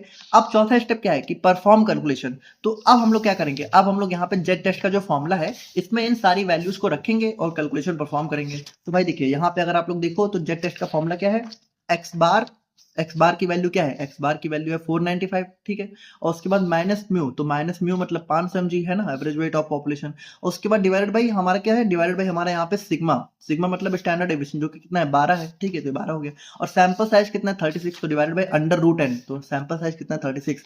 अब आप लोग सिंपल सी कैलकुलेशन यहाँ पे परफॉर्म कर सकते हो कि 495 में से 500 जाएगा तो कितना आएगा? -5 डिवाइडेड बाई 12 अपॉन, अब देखिए अंडर रूट 36 की वैल्यू क्या होती है भाई? अंडर रूट 36 की वैल्यू होती है 6। तो यहाँ पे देखिए ये हमारा कट जाएगा इससे, तो ये बचेगा 2, तो ये आ जाएगा 5 -5 डिवाइडेड बाई 2, तो ये आ जाएगा -2.5, ठीक है। तो ये हमारी वैल्यू निकल के आ गई। तो यहाँ पे देखिए कैलकुलेशन हमने परफॉर्म कर ली, तो ये भी हो गया। अब देखो जब हमने कैलकुलेशन परफॉर्म कर ली, अब हमें करना है कंपैरिजन। तो अब देखो, अब ये क्रिटिकल वैल्यू से कंपैरिजन करने के लिए इस देखो यहाँ पे हम लोग आगे बढ़े उससे पहले हम लोग कुछ चीजें अब और भी समझ लेते हैं, ठीक है, क्योंकि वो भी समझना हमारे लिए जरूरी है, तभी आप लोग समझ पाओगे कि क्रिटिकल वैल्यू कैसे हम लोग पता लगाएंगे। अब देखो यहाँ पर हमने अपने क्वेश्चन में स्टार्टिंग के जो 4 स्टेप है, ठीक है, ये तो परफॉर्म कर लिए हमने, ये भी कर लिया, ये भी कर लिया, अब कैलकुलेशन भी कर ली, ठीक है। कैलकुलेशन में हमें रिजल्ट क्या मिला? हमें मिला कि हमारे जो जेड टेस्ट का रिजल्ट है वो आया है -2.5, यानी जो जेड वैल्यू है वो कितनी आई है? -2.5। लेकिन देखो अब यहाँ पे जो हमारा 5वां स्टेप है कंपेयर विथ क्रिटिकल वैल्यू, इससे पहले हम लोग यहाँ पे कुछ चीजों को समझते हैं। तो देखो यहाँ पे हमारा जो क्वेश्चन था वो क्या था? वो ये था कि जो हमारा जो कंपनी का क्लेम है कि जो एवरेज वेट है टैबलेट का, ठीक है, जो भी हमारा बेसिकली पॉपुलेशन या फिर कह सकते हो पूरे बैच के टैबलेट का जो एवरेज वेट है वो 500 mg है, ये हमारा कंपनी का क्लेम था। तो हमने नल हाइपोथेसिस मानी थी कि हाँ ठीक है कंपनी का क्लेम सही है, म्यू हमारा 500 mg होगा। और अल्टरनेट में हमने क्या माना? अल्टरनेट में हमने माना कि जो म्यू है वो 500 mg नहीं है, ये हमने माना अल्टरनेट हाइपोथेसिस। अच्छा अब देखो, जैसे जब हम लोग यहाँ पे बोल रहे हैं कि अल्टरनेट हाइपोथेसिस में जब हमने बोला कि 500 mg नहीं है, तो यहाँ पे दो और चांस भी तो बन सकते हैं भाई। देखो जब आप लोग बोल रहे हो कि 500 mg नहीं है, तो दो चीजें हो सकती हैं। अब एक हो सकता है कि या तो ये 500 mg से ज्यादा भी हो सकता है, और या तो ये 500 mg से कम हो सकता है, यानी कि जो एवरेज वेट है टैबलेट का, या तो ये 500 mg से ज्यादा होगा या तो कम होगा, यही तो होगा। नॉट इक्वल टू होने का मतलब क्या है? या तो ज्यादा होगा या तो कम होगा। तो अब देखो यहाँ पे बेसिकली आप इतना समझो कि अगर हम लोग डायरेक्टली, ठीक है, अगर हम लोग अल्टरनेट हाइपोथेसिस में डायरेक्टली ये मान के चलते हैं कि नॉट इक्वल टू, ठीक है, जहां पे हम लोग ये क्लियर नहीं कर रहे कि ज्यादा है कि कम है, तो यहाँ पे इस चीज को बोलते हैं टू टेल टेस्ट। ध्यान से सुनना, जैसे जब आप लोग सिर्फ ये बोलो कि नॉट इक्वल टू, यानी कि जो भी कंपनी का मान लो कंपनी ने एवरेज वेट जो भी माना या फिर एवरेज मीन है या फिर जो भी मीन है, ठीक है, जब आप लोग उसको बिल नॉट इक्वल टू बोल देते हो, यहाँ पे आप लोग ये क्लियर नहीं करते हो। जैसे इस क्वेश्चन में कहीं भी ये सारी बात तो हो नहीं रही है कि एवरेज वेट कम है ज्यादा है। जैसे देखो यहाँ पे मीन फाउंड तो हुआ है 495 mg, लेकिन यहाँ पे हमें ये नहीं बोल रहा है कि कंपनी का क्लेम आप लोग इस तरह टेस्ट करो कि यहाँ पे कंपनी का क्लेम जो है गलत है या फिर 500 mg से कम है कि नहीं है। ये सारी चीजें हमें दी नहीं हुई है, तो हम लोग क्या करते हैं, जब ये सारी चीजें नहीं दी होती तो हम लोग मान लेते हैं कि जो अल्टरनेट हाइपोथेसिस है वो यहाँ पे इसकी जस्ट अपोजिट होगी, यानी नॉट इक्वल टू होगी। लेकिन कभी कभी क्या होता है, कभी कभी क्वेश्चन इस तरह से भी बनते हैं कि यहाँ पे आप लोग को स्पेसिफिकली बता दिया जाता है कि भाई देखो नल हाइपोथेसिस में तो हमारा जो एवरेज वेट है वो इक्वल हो गया, लेकिन जो अल्टरनेट है यहाँ पे जो एवरेज वेट है ये आप लोग को निकालना है कि ज्यादा होगा, या फिर अल्टरनेट में आप लोग को लेना है कि जो एवरेज वेट है वो कम होगा। तो देखो जब यहाँ पे ज्यादा कम की बात होती है तो इस चीज को हम लोग बोलते हैं वन टेल टेस्ट। समझ रहे हो? देखो टू टेल टेस्ट का मतलब क्या है, जब यहाँ पे क्लियर ना हो कि ज्यादा है कि कम है, ज्यादा भी हो सकता है कम भी हो सकता है, तो ये हमारा हो गया टू टेल टेस्ट। और अगर हमारा जो बिल्कुल क्लियर स्पेसिफिकली मेंशन हो जाए कि जो हमारा अल्टरनेट हाइपोथेसिस में जो एवरेज वेट है वो ज्यादा है या फिर कम है, तो इसको हम लोग बोलते हैं वन टेल टेस्ट। अब देखो वन टेल में भी देखा जाए तो भाई दो टाइप हो सकते हैं, एक हमारा ज्यादा हो सकता है, एक हमारा कम हो सकता है। तो देखो जब भी हमारा ज्यादा होता है तो ज्यादा वाले को हम लोग बोलते हैं राइट टील टेस्ट, ठीक है, यानी जब हमने एवरेज वेट को उठा के ज्यादा ले लिया तो हम लोग बोलेंगे राइट टील टेस्ट। और अगर हमने कम ले लिया, ठीक है, हमने अपने अल्टरनेटिव हाइपोथेसिस को जो है अपने नल से कम ले लिया, तो इसको हम लोग बोलते हैं left tail test. Clear? Left tail test. अब यहाँ पे आप एक चीज समझो, ये जो क्रिटिकल वैल्यू है, ठीक है, ये दो चीजों से डिसाइड होती है। पहली तो आपने सिग्निफिकेंस लेवल क्या लिया हुआ है, भाई देखो सिग्निफिकेंस लेवल भी तो हमारे अलग अलग टाइप के हो सकते हैं। आप लोग 0.1% भी ले सकते हो, 1% भी ले सकते हो, 5% भी ले सकते हो, 10% भी ले सकते हो। तो देखो इन चारों ही केस में क्या होगा, जो हमारा क्रिटिकल वैल्यू है वो अलग अलग होगी। और यहाँ पे ये जो टेस्ट है, ठीक है, तो ये भी दो टाइप का हो सकता है, एक हो सकता है टू टेल टेस्ट, एक हो सकता है वन टेल टेस्ट, ठीक है। तो इस केस में भी जो क्रिटिकल वैल्यू है ये भी अलग हो जाएगी। यानी कि देखो क्रिटिकल वैल्यू यहाँ पे जिससे आप कंपेयर करने वाले हो, इसको आप स्टैंडर्ड वैल्यू भी बोल सकते हो। बेसिकली जो स्टैंडर्ड वैल्यू है जिससे आप कंपैरिजन करने वाले हो, ये दो फैक्टर्स पे डिपेंड करती है। पहला कि आपने सिग्निफिकेंस लेवल कितना लिया हुआ है, और दूसरा कि टेस्ट कौन सा है, टू टेल है कि वन टेल है। तो यहाँ पे देखिए अब ये वैल्यूज की बात करें तो जो चार हमारे मोस्ट कॉमन टाइप होते हैं सिग्निफिकेंस लेवल के, उनके अकॉर्डिंग अगर हम लोग देखें तो ये सारी वैल्यूज हमें जो है देखने को मिलती है क्रिटिकल वैल्यू के अंदर। तो देखो अगर मान लो आपने 5% सिग्निफिकेंस लेवल लिया है, और जो अगर आप लोग का टेस्ट है वो टू टेल टेस्ट है, ठीक है, यानी नॉट इक्वल टू वाला है, तो वहां पे 5% केस में सिग्निफिकेंस वैल्यू कितनी आ जाएगी, 1.96। बहुत ध्यान से देखना, ठीक है। और अगर वहीं पे जो टेस्ट है वो मान लो आप लोग का वन टेल टेस्ट है, ठीक है, वो राइट हो सकता है लेफ्ट हो सकता है, तो वहां पे जो आप लोग की वैल्यू है वो आ जाएगी 1.64। अब यहाँ पे देखो प्लस माइनस साइन भी होता है, ठीक है, तो उसके बारे में भी बात करेंगे। बाकी आप सिंपली समझो, अभी हम लोग प्लस माइनस साइन को इग्नोर कर रहे हैं, ठीक है। पहले आप लोग एक कॉन्सेप्ट समझो कि 5% टेस्ट में 5% जो है सिग्निफिकेंस लेवल पे जो हमारी क्रिटिकल वैल्यू होती है वो होती है ये दोनों, ठीक है। टू टेल के लिए 1.96, वन टेल के लिए 1.6। टू टेल मतलब कि जब यहाँ पे कुछ क्लियर ना हो कि कम है कि ज्यादा है, और वन टेल मतलब जब यहाँ पे क्लियर हो कि ज्यादा है या फिर कम है, ठीक है। तो ये सारी वैल्यूज होती हैं 5% के लिए ये दोनों है, 1% अगर आप ले रहे हो तो ये दोनों होंगी, ठीक है, 10% ये दोनों होंगी, और 0.1% के लिए ये दोनों होंगी। इतना समझ के तो अब अगर हम लोग यहाँ पे अपने केस में देखें तो भाई देखिए हमारा केस क्या है, हमारा केस तो टू टेल वाला है, और टू टेल में भी हमारा केस कौन सा है, 5% वाला है ना, 5% सिग्निफिकेंस लेवल। और टू टेल टेस्ट में हमें अपनी कंपैरिजन वैल्यू सेलेक्ट करनी है, तो हमारे लिए वैल्यू क्या हो जाएगी भाई, हमारे लिए देखो टू टेल और 5% कौन सी वैल्यू है, 1.96, ठीक है। तो ये हो जाएगी हमारी क्रिटिकल वैल्यू। अब इस क्रिटिकल वैल्यू से हमें क्या करना है, इस क्रिटिकल वैल्यू से हमें अपनी जेड वैल्यू को कंपेयर करना है, यानी ये जो -2.5 आया है इसको हमें कंपेयर करना है, किससे, हमें कंपेयर करना है अपने 1.96 से, बेसिकली 1.96 से। अब देखो 1.96 में भी अगर हम लोग बात करें तो प्लस माइनस दोनों के लिए थोड़े से अलग केस होते हैं, ठीक है, या फिर कह सकते हो अच्छा देखो हम लोग सिंपली समझते हैं। देखो अगर मान लो जो आप लोग की जेड टेस्ट की वैल्यू है, ठीक है, अगर ये पॉजिटिव में आई है, ठीक है, तो आप लोग यहाँ पे 1.96 को पॉजिटिव में कंपेयर करोगे, और अगर आप लोग की जो वैल्यू है वो नेगेटिव में आई है तो आप लोग यहाँ पे नेगेटिव वाले से कंपेयर करोगे। तो आप इतना सिंपली समझो, जैसे मान लो अगर जो आप लोग की जेड टेस्ट की वैल्यू आई है, 5% पे बात हो रही है, ठीक है, अगर आप लोग की जो जेड वैल्यू आई है 5% पे टू टेल टेस्ट में, अगर वो 1.96 से बड़ी है तो आप लोग को रिजेक्ट कर देना है। और अगर वो 1.96 से छोटी है तो आप लोग एक्सेप्ट कर लो। लेकिन ये कब है, ये हमारी पॉजिटिव वैल्यू की बात हो रही है। और वहीं निगेटिव में बात करें तो निगेटिव में देखिए, अगर आप लोग की जो जेड वैल्यू है वो -1.96 से बड़ी है तो आप लोग एक्सेप्ट कर लो, और अगर वो -1.96 से छोटी है, ठीक है, तो आप लोग यहाँ पे रिजेक्ट कर दो। देखो बहुत सिंपली समझो, अगर हमारी जो जेड वैल्यू है वो 1.96 पॉजिटिव में अगर इससे बड़ी है तो आप लोग रिजेक्ट कर दो, और अगर निगेटिव में हमारी 1.96 से छोटी है तो कर दो, और अगर हमारी जो वैल्यू है वो 1.96 से छोटी है पॉजिटिव में, ठीक है, तो एक्सेप्ट कर लो, और निगेटिव में अगर इससे बड़ी है तो एक्सेप्ट कर लो। तो अगर हम लोग यहाँ पे दोनों को कंपाइल करें, ठीक है, दोनों को मिला दे, तो हम लोग यहाँ पे सिंपली ये बोल सकते हैं कि जो जेड वैल्यू है अगर ये -1.96 से बड़ी हो, देखो -1.96 से बड़ी है तो एक्सेप्ट है, और अगर ये 1.96 यानी पॉजिटिव 1.96 से छोटी हो तो एक्सेप्ट है। यानी आप इतना सिंपली समझो, जो जेड की वैल्यू है वो -1.96 से लेके +1.96 के बीच में लाई करनी चाहिए। जैसे इसको अगर आप लोग बिल्कुल सिंपली ऐसे समझो कि मान लो जैसे हमारी जो जैसे माइनस प्लस का जब हम लोग यहाँ पे जो ग्राफ प्लॉट करते हैं, ठीक है, एक्स एक्सिस पे मान लो आप लोग दिखाओ, तो क्या करते हो भाई, जीरो बीच में रखते हो। अब जीरो के इधर वैल्यू वैल्यू प्लस होती है ना, 1 2 3 4 है ना, और इधर वाली क्या होती है, माइनस होती है, -1 -2 -3 -4 ऐसे तो होती है। तो यहाँ पर आप सिंपली समझो, आपसे क्या बोल रहे हैं कि जो आप लोग की जेड वैल्यू है अगर ये -1.96 से बड़ी है और +1.96 से छोटी है तो आप लोग यहाँ पे अपनी नल हाइपोथेसिस को एक्सेप्ट कर लो। यानी यहाँ पे बेसिकली आपसे बोला जा रहा है कि अगर आप लोग इस यहाँ पे इस बेसिकली एक्स एक्सिस पे यहाँ पे दिखाना चाहो तो आप ये समझो कि देखो -1.96 से बड़ी, तो देखो माइनस में बड़ा क्या होता है, माइनस में बड़ा नंबर छोटा होता है, यानी -1.96 से बड़ी वैल्यू क्या होंगी, इधर साइड होंगी। जैसे मान लो यहाँ पे -1.96 होगा कहीं, जैसे देखो ये -1 है -2, तो -1 और -2 के बीच में ही तो होगा -1.96, मतलब 2 के आसपास होगा, है ना।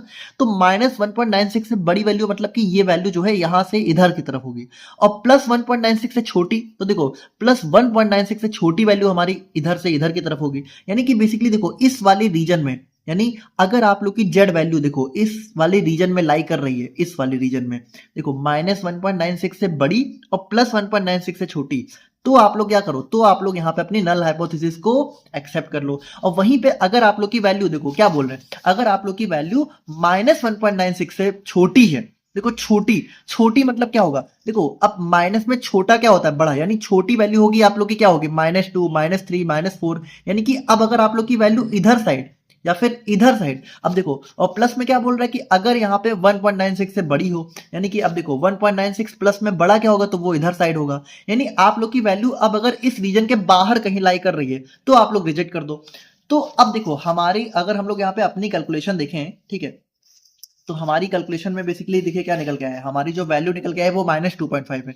अब -2.5 को अगर आप लोग यहाँ पे इस क्राइटेरिया से कंपेयर करो, ठीक है, कि -2.5 क्या यहाँ पे -1.96 से बड़ा है कि छोटा है, तो देखो -1.96 से जो -2.5 है ये क्या है, बड़ा है, सॉरी छोटा है, ठीक है। तो अगर ये -1.96 से छोटा है तो देखो जेड की वैल्यू अगर -1.96 से छोटी हो गई तो आप लोग को क्या करना है, रिजेक्ट कर देना है। यानी इस केस में आप लोग का जो क्रिटिकल वैल्यू है, ठीक है, वो क्या है, वो है -1.96, ठीक है। देखो सबसे पहले तो क्रिटिकल वैल्यू पहचाननी है, तो चूंकि माइनस में, तो माइनस में आप लोग माइनस वाला ले लो, तो -1.96 आप लोग की क्रिटिकल वैल्यू, ये क्रिटिकल वैल्यू कहां से मिली, ये आप लोग को मिली यहां से, ठीक है। 5% सिग्निफिकेंस लेवल में टू टेल टेस्ट के लिए वैल्यू होती है 1.96। अब देखो प्लस माइनस हम लोग ऐसे डिसाइड करेंगे कि हमारी जेड वैल्यू क्या आई है, तो जेड वैल्यू माइनस में आई है तो हम लोग यहाँ पे माइनस वाली पकड़ेंगे। अब माइनस वाले केस में क्या होता है कि माइनस वाले केस में आप लोग की जो वैल्यू है वो यहाँ पे -1.96 से बड़ी होनी चाहिए।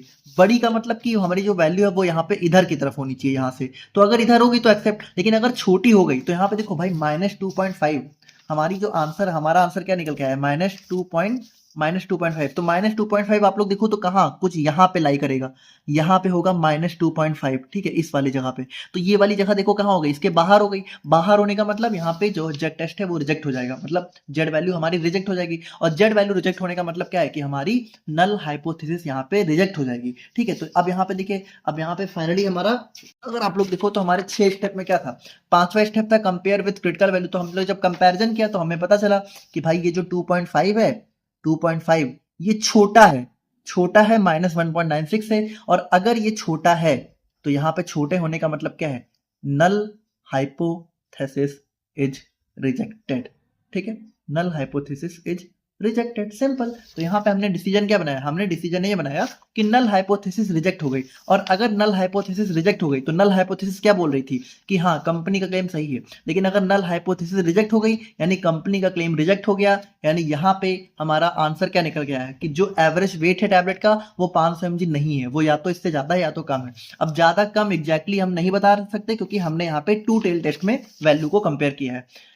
अब यहाँ पे देखो थोड़ा सा हम लोग वन टेल टेस्ट की भी बात कर लेते हैं, थ्योरेटिकल बातें कर लेते हैं ताकि आप लोग को समझ में आ जाए। बाकी प्रैक्टिकल मतलब हम लोग यहाँ पे एग्जांपल नहीं देख रहे हैं क्योंकि देखो इतना एग्जाम में पूछते नहीं है, ठीक है। एग्जाम में आप लोगों से जो है हाइपोथेसिस के ऊपर थ्योरेटिकल क्वेश्चन ज्यादा आते हैं और ये अच्छी बात भी है क्योंकि एक्चुअल में जो न्यूमेरिकल है ना इसके बहुत टिपिकल बन जाते हैं। जैसे हमारे बाइनोमियल डिस्ट्रीब्यूशन के भी बहुत सारे टिपिकल न्यूमेरिकल बन सकते हैं। तो इसीलिए यहाँ पे न्यूमेरिकल वाले पोर्शन पे ज्यादा फोकस आप लोग ना ही करना, बट समझ लो आप सारी चीजें। तो यहाँ तक आई होप कि आप लोग समझ ही गए होंगे कि देखो टू टेल टेस्ट और वन टेल टेस्ट के लिए वैल्यू अलग अलग होती है। अब टू टेल टेस्ट में हमने देखा कि कंपैरिजन हम लोग कैसे करते हैं, तो देखो सेम ही कंपैरिजन सबके लिए होगा। जैसे अब मान लो 1% के लिए आप लोग कर रहे थे तो वहां पे भी आप लोग देखोगे कि 2.5 है, ठीक है, 2.58 है, तो 1% केस में आप लोग देखोगे कि प्लस 2.58 से वैल्यू छोटी होनी चाहिए जेड की, है ना, और माइनस 2.58 से बड़ी होनी चाहिए, तो आप लोग एक्सेप्ट कर लेना। और अगर यहाँ पे उल्टा हुआ तो रिजेक्ट कर देना। 1.65 अगर 10% ले लो तो 1.65। देखो टू टेल में। अब वन टेल में क्या करेंगे, अच्छा देखो अब वन टेल वाले को थोड़ा सा देख लेते हैं इसी 5% वाले एग्जांपल के साथ।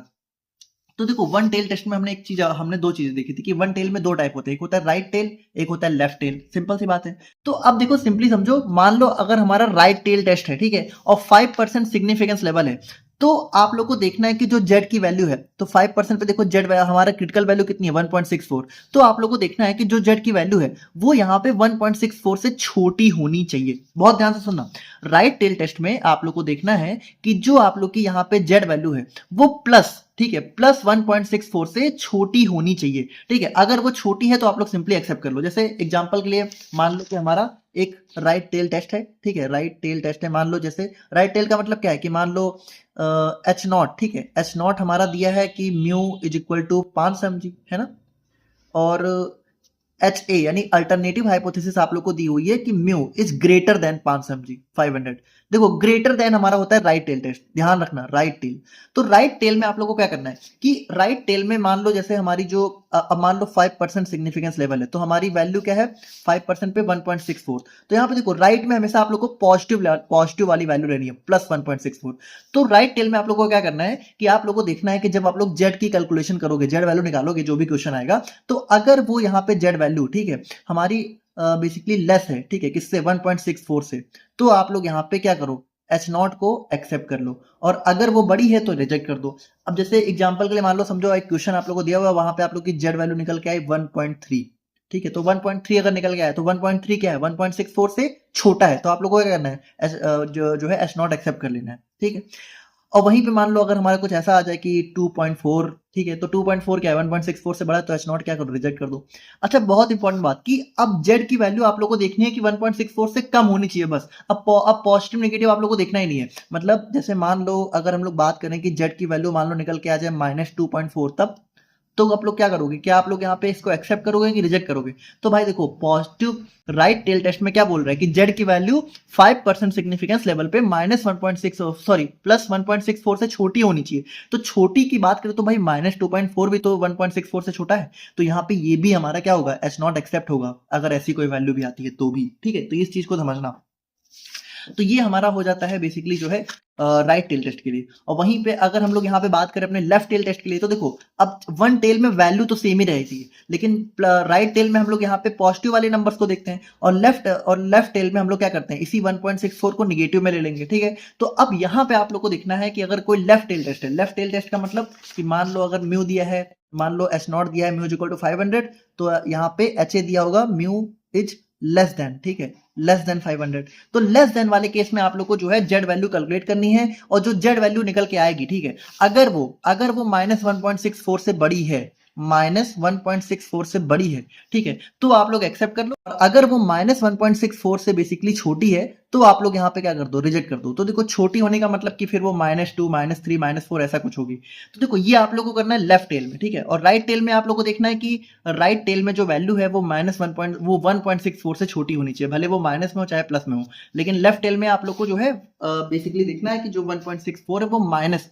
देखो एक सिंपल सा कॉन्सेप्ट बस सिंपली समझो, ठीक है, कि राइट टेल में आप लोग को पॉजिटिव नंबर पकड़ना है, राइट टेल में पॉजिटिव नंबर पकड़ना है, ठीक है। और लेफ्ट टेल में आप लोग को क्या पकड़ना है, नेगेटिव नंबर, ठीक है, नेगेटिव वाला। और ये नंबर्स आप लोग को कहाँ मिलेंगे, ये आप लोग को यहाँ से मिलेंगे। जैसे 5% के लिए 1.64, 1% के लिए 2.33, ठीक है, 10% के लिए 1.28। जैसे राइट टेल 10% के लिए मान लो कर रहे हो, तो अगर राइट टेल है तो आप लोग पकड़ो 1.28, और अगर लेफ्ट टेल है तो पकड़ो -1.28।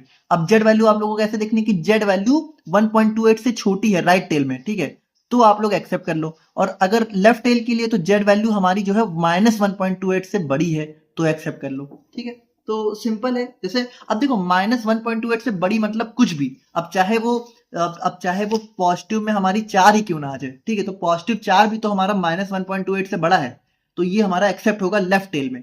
लेकिन यही +4 हमारा राइट टेल में क्या होगा, रिजेक्ट हो जाएगा। क्यों? क्योंकि देखो राइट टेल में हमें क्या करना है, राइट टेल में हमें कम वैल्यू चाहिए, तो राइट टेल टेस्ट होगा तो वहां पे +4 क्या होगा, 1.28 से छोटा नहीं बल्कि बड़ा है। तो इस चीज को ध्यान रखना है हमें।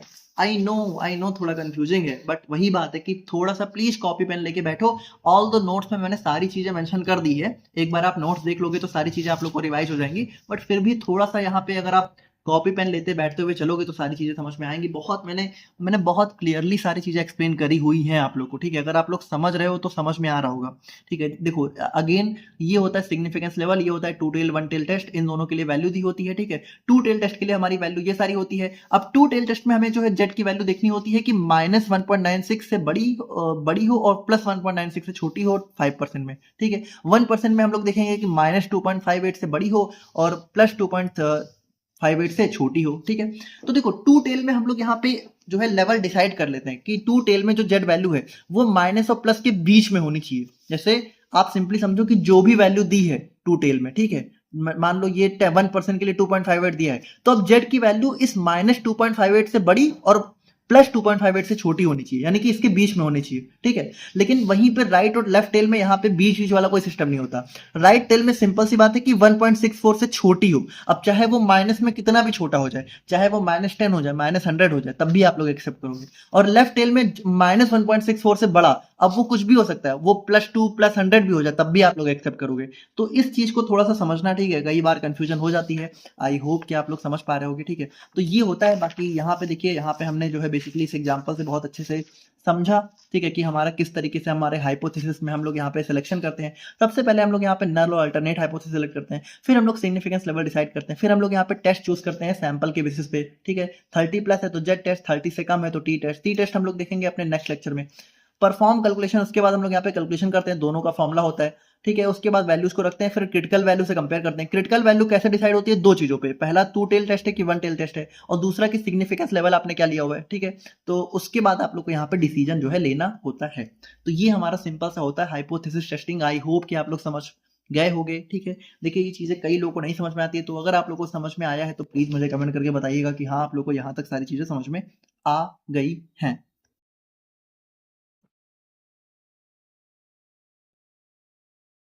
तो अब हम लोग यहाँ पे तो अब हम लोग यहाँ पे तो अब हम लोग यहाँ पे थोड़ा सा तो अब हम लोग यहाँ पे अपने थोड़ा सा थ्योरी पोर्शन को भी डिस्कस कर लेते हैं। जैसे देखो सबसे पहले हाइपोथेसिस टेस्टिंग की बात करते हैं, तो इसमें हम लोग क्या करते हैं कि जो भी हाइपोथेसिस हमने बनाई है या फिर जो भी कंपनी ने बनाई है, जो भी जिसने भी बनाई है, उसको हम लोग यहाँ पे क्या करते हैं, हम लोग सैंपल डाटा के बेस पे टेस्ट करते हैं। देखो एक चीज समझो कि जो भी हाइपोथेसिस आप लोग टेस्टिंग करोगे वहां पे आप लोग को सैंपल डाटा जरूर दिया होगा। जैसे यहाँ पे भी क्वेश्चन में हमने क्या देखा कि हमें सैंपल दिया हुआ था, और सैंपल के बेसिस पे ही हम लोग यहाँ पे टेस्ट सेलेक्ट करते हैं। जैसे सैंपल अगर 30 से बड़ा है तो जेड टेस्ट, 30 से छोटा है तो टी टेस्ट। बाकी और भी हमारे सैंपल के अलग अलग टाइप होते हैं, तो वहां पे एनोवा वगैरह भी आ जाता है, तो वो भी देखेंगे नेक्स्ट वीडियो में। ठीक है। बाकी हमारा डिसाइड करने में हेल्प करता है कि जो भी एजम्पशन है, जो भी हाइपोथेसिस है वो ट्रू है कि नहीं है, ठीक है। बाकी देखिए अगर हम लोग यहाँ पे बात करें तो कुछ इंपॉर्टेंट टर्म्स हम लोग यहाँ पे देख लेते हैं। तो देखिए सबसे पहला आता है सिग्निफिकेंस लेवल, तो इसको हमने देखा ही है। बस सिग्निफिकेंस लेवल क्या होता है, हम लोग यहाँ पे जब हम लोग यहाँ पे अपनी नल हाइपोथेसिस बनाते हैं तो हम लोग एक सिग्निफिकेंस लेवल भी लेते हैं कि इतने परसेंट चांस है कि हम लोग यहाँ पे नल हाइपोथेसिस एट लास्ट में ट्रू होते हुए भी रिजेक्ट करते हैं। जैसे यहाँ पे देखो इसी क्वेश्चन में अगर आप लोग देखो तो हमने क्या किया, हमने जो है बेसिकली हमारी जो वैल्यू आई थी वो क्या आई थी -2.5, है ना, जो कि हमारी -1.96 से छोटी थी। तो हमने नल हाइपोथेसिस को इस वाले क्वेश्चन में रिजेक्ट किया है।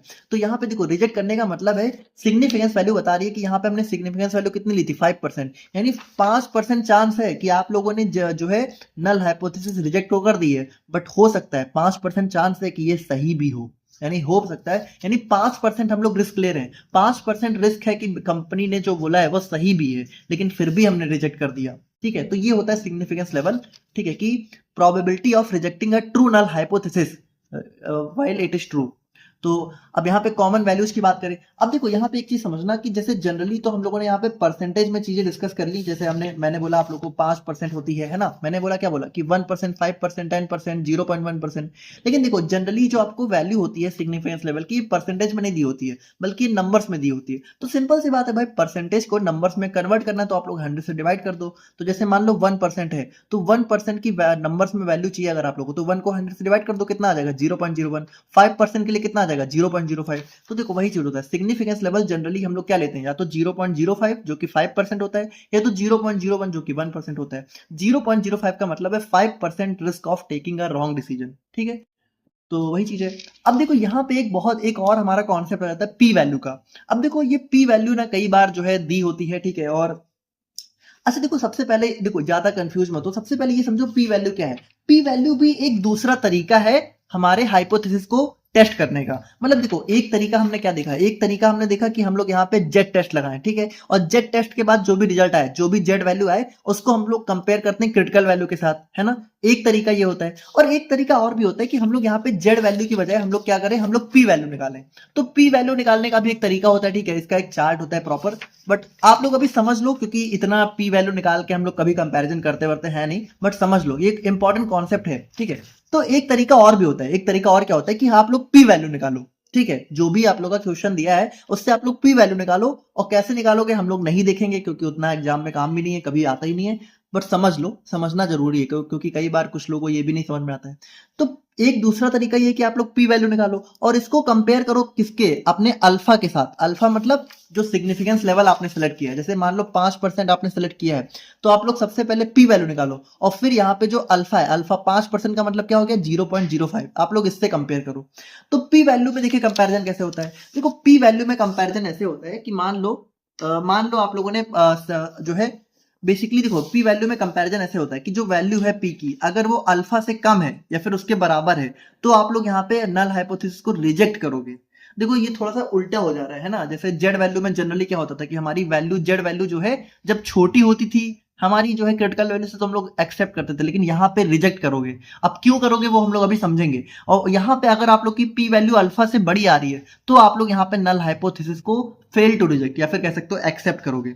तो अब ऐसा क्यों करते हैं, देखो इसको सिंपली समझो। जैसे पहले तो समझो कि इसका मतलब क्या है। जैसे मान लो आप लोगों ने सिग्निफिकेंस लेवल डिसाइड किया 0.05 यानी कि 5%, ठीक है। अब यहाँ पे मान लो आप लोग की पी वैल्यू आपने कैलकुलेट करी और आप लोग के निकल के आए 0.02। तो 0.02 क्या है, 0.05 से छोटा है, तो छोटे होने पे हमें क्या करना है, इसको रिजेक्ट कर देना है। और अगर मान लो आपने जो है अल्फा सेलेक्ट किया 0.05 और आप लोग की पी वैल्यू निकल के आ गई 0.9, तो 0.9 क्या है, 0.05 से बड़ा है, तो आप लोग क्या करो, आप लोग नल हाइपोथेसिस को एक्सेप्ट कर लो, ठीक है। तो दूसरा तरीका ये भी होता है टेस्टिंग करने का। तो अब यहाँ पे देखो ये ऐसा क्यों है। देखो सबसे पहले ये समझो पी वैल्यू होती क्या है। देखो ये पी वैल्यू कुछ खास नहीं है, हमने पिछली वीडियो में प्रोबेबिलिटी को डिस्कस किया है ना, यही है, प्रोबेबिलिटी ही है भाई। पी वैल्यू हमारी प्रोबेबिलिटी होती है। अब किस चीज की प्रोबेबिलिटी होती है, देखो सबसे पहले तो ये समझो प्रोबेबिलिटी है, तो प्रोबेबिलिटी में वैल्यू हमेशा 0 से 1 के बीच में रेंज करती है, यानी जो पी वैल्यू है वो हमेशा आप लोग की 0 से 1 के बीच में आएगी, ठीक है। अब अगर वो 0.05 से कम आ रही है 5% के केस में, तो आप लोग रिजेक्ट कर दो। अगर 0.05 से बड़ी आ रही है तो एक्सेप्ट कर लो। और बाकी देखो ये प्रोबेबिलिटी बताती क्या है, it is the probability of getting the observed result purely by chance. अब देखो इस लाइन का मतलब क्या है, देखो इस लाइन का मतलब ये है, देखो यहाँ पे आप ये समझो, यहाँ पे क्या होता है कि पी वैल्यू जितनी छोटी होती है वहां पे हम लोग नल हाइपोथेसिस को रिजेक्ट करते हैं, और पी वैल्यू जितनी बड़ी होती है वहां पे हम लोग नल हाइपोथेसिस को एक्सेप्ट करते हैं। अब बड़ी छोटी से हमें मतलब समझ क्या आ रहा है, देखो समझ ये आ रहा है कि जैसे मान लो इस वाले केस में हम लोग देखें कि हमारी जो पी वैल्यू है मान लो वो 0.02 है और सिग्निफिकेंस लेवल जो है 0.05 है, तो हम लोग क्या करेंगे, नल हाइपोथेसिस को रिजेक्ट करेंगे। तो क्यों करेंगे, क्योंकि देखो ये प्रोबेबिलिटी है, और प्रोबेबिलिटी मतलब क्या है, जैसे 0.02 को अगर आप लोग परसेंटेज में कैलकुलेट करो तो इसको 100 से मल्टीप्लाई करो। भाई प्रोबेबिलिटी को परसेंटेज में कैलकुलेट करने के लिए हम लोग क्या करते थे, 100 से मल्टीप्लाई करते थे। तो 100 से जब आप लोग मल्टीप्लाई करोगे तो आ जाएगा 2%। अब देखो ये 2% क्या बता रहा है, ये 2% बता रहा है कि बेसिकली आप लोग की जो नल हाइपोथेसिस है, ठीक है, उसके सही होने के चांस सिर्फ 2% है। तो 2% अगर चांस है तो हम लोग क्या करेंगे भाई, रिजेक्ट तो करेंगे, सिंपल सी बात है। और वहीं पे अगर आप लोग इस वाले केस में देखो, ठीक है, तो 0.9 को अगर आप लोग यहाँ पे 100 से मल्टीप्लाई करो तो ये कितना हो जाएगा, ये हो जाएगा 90%। यानी यहाँ पे देखो इस वाले केस में क्या आ रहा है कि 90% चांस है कि नल हाइपोथेसिस सही है, तो उस केस में आप लोग नल हाइपोथेसिस को एक्सेप्ट करोगे। तो देखो ये समझने का एक तरीका था कि बेसिकली पी वैल्यू से भी हम लोग जो है कंपैरिजन करके, मतलब अल्फा से कंपेयर यानी कि सिग्निफिकेंस लेवल से कंपेयर करके भी हम लोग यहाँ पे नल हाइपोथेसिस को सही या गलत प्रूफ कर सकते हैं। अगर ये अल्फा से छोटी है तो हमारा रिजेक्ट कर दो, अगर ये अल्फा से बड़ी है तो एक्सेप्ट कर लो, ठीक है। और बाकी ये हमारा प्रोबेबिलिटी दिखाती है कि जो भी रिजल्ट हमें मिला है वो प्योरली चांस से ही मिला है। तो थोड़ा सा मतलब आई नो थोड़ा सा नहीं समझ में आ रहा होगा, बट इतना ज्यादा समझो मत, क्योंकि कोई काम का है, मतलब काम तो है बट रहने दो, छोड़ो। वैसे समझ गए होगे आई थिंक तो, ठीक है। और बाकी देखिए अगर हम लोग यहाँ पे थर्ड बात करें टेस्ट स्टेटिस्टिक्स की, तो यहाँ पे देखो ये बेसिकली कुछ खास नहीं, ये हमारे अलग अलग टाइप के टेस्ट होते हैं जो कि हम लोग यहाँ पे सैंपल के बेसिस पे लगाते हैं। अगर सैंपल छोटा है तो हम लोग यहाँ पे टी टेस्ट लगाते हैं, बड़ा है तो जेड टेस्ट। और उसके बाद देखिए कभी कभी सैंपल में हमारा डाटा थोड़ा सा ज्यादा भी होता है, ठीक है, तो वहां पे हम लोग यहाँ पे एनोवा लगाते हैं। तो एनोवा हम लोग नेक्स्ट लेक्चर में डिस्कस करेंगे, ठीक है, तो वहां पे हम लोग समझेंगे। और बाकी देखिए अगर हम लोग यहाँ पे बात करें क्रिटिकल वैल्यू जेड टेस्ट के बारे में, तो देखिए क्रिटिकल वैल्यू हमने देखा ही, क्रिटिकल वैल्यू बेसिकली यहाँ पे जेड टेस्ट के लिए क्या क्या होती है। तो देखिए 5% केस के लिए हमारी 2 टेल में ये होती है, 1 टेल में ये होती है। क्योंकि देखो जनरली या तो 5% होता है या तो 1% होता है, तो उसके लिए हम लोग यहाँ पे ये सारी वैल्यू यूज करते हैं। बाकी 10% के लिए ये सारी होती है, 0.1% के लिए ये सारी होती है, ठीक है। तो अब ये या तो हमें क्वेश्चन में दी होती है या तो थोड़ा सा आप लोग याद ही कर सकते हो, ठीक है, ये ज्यादा फेमस है।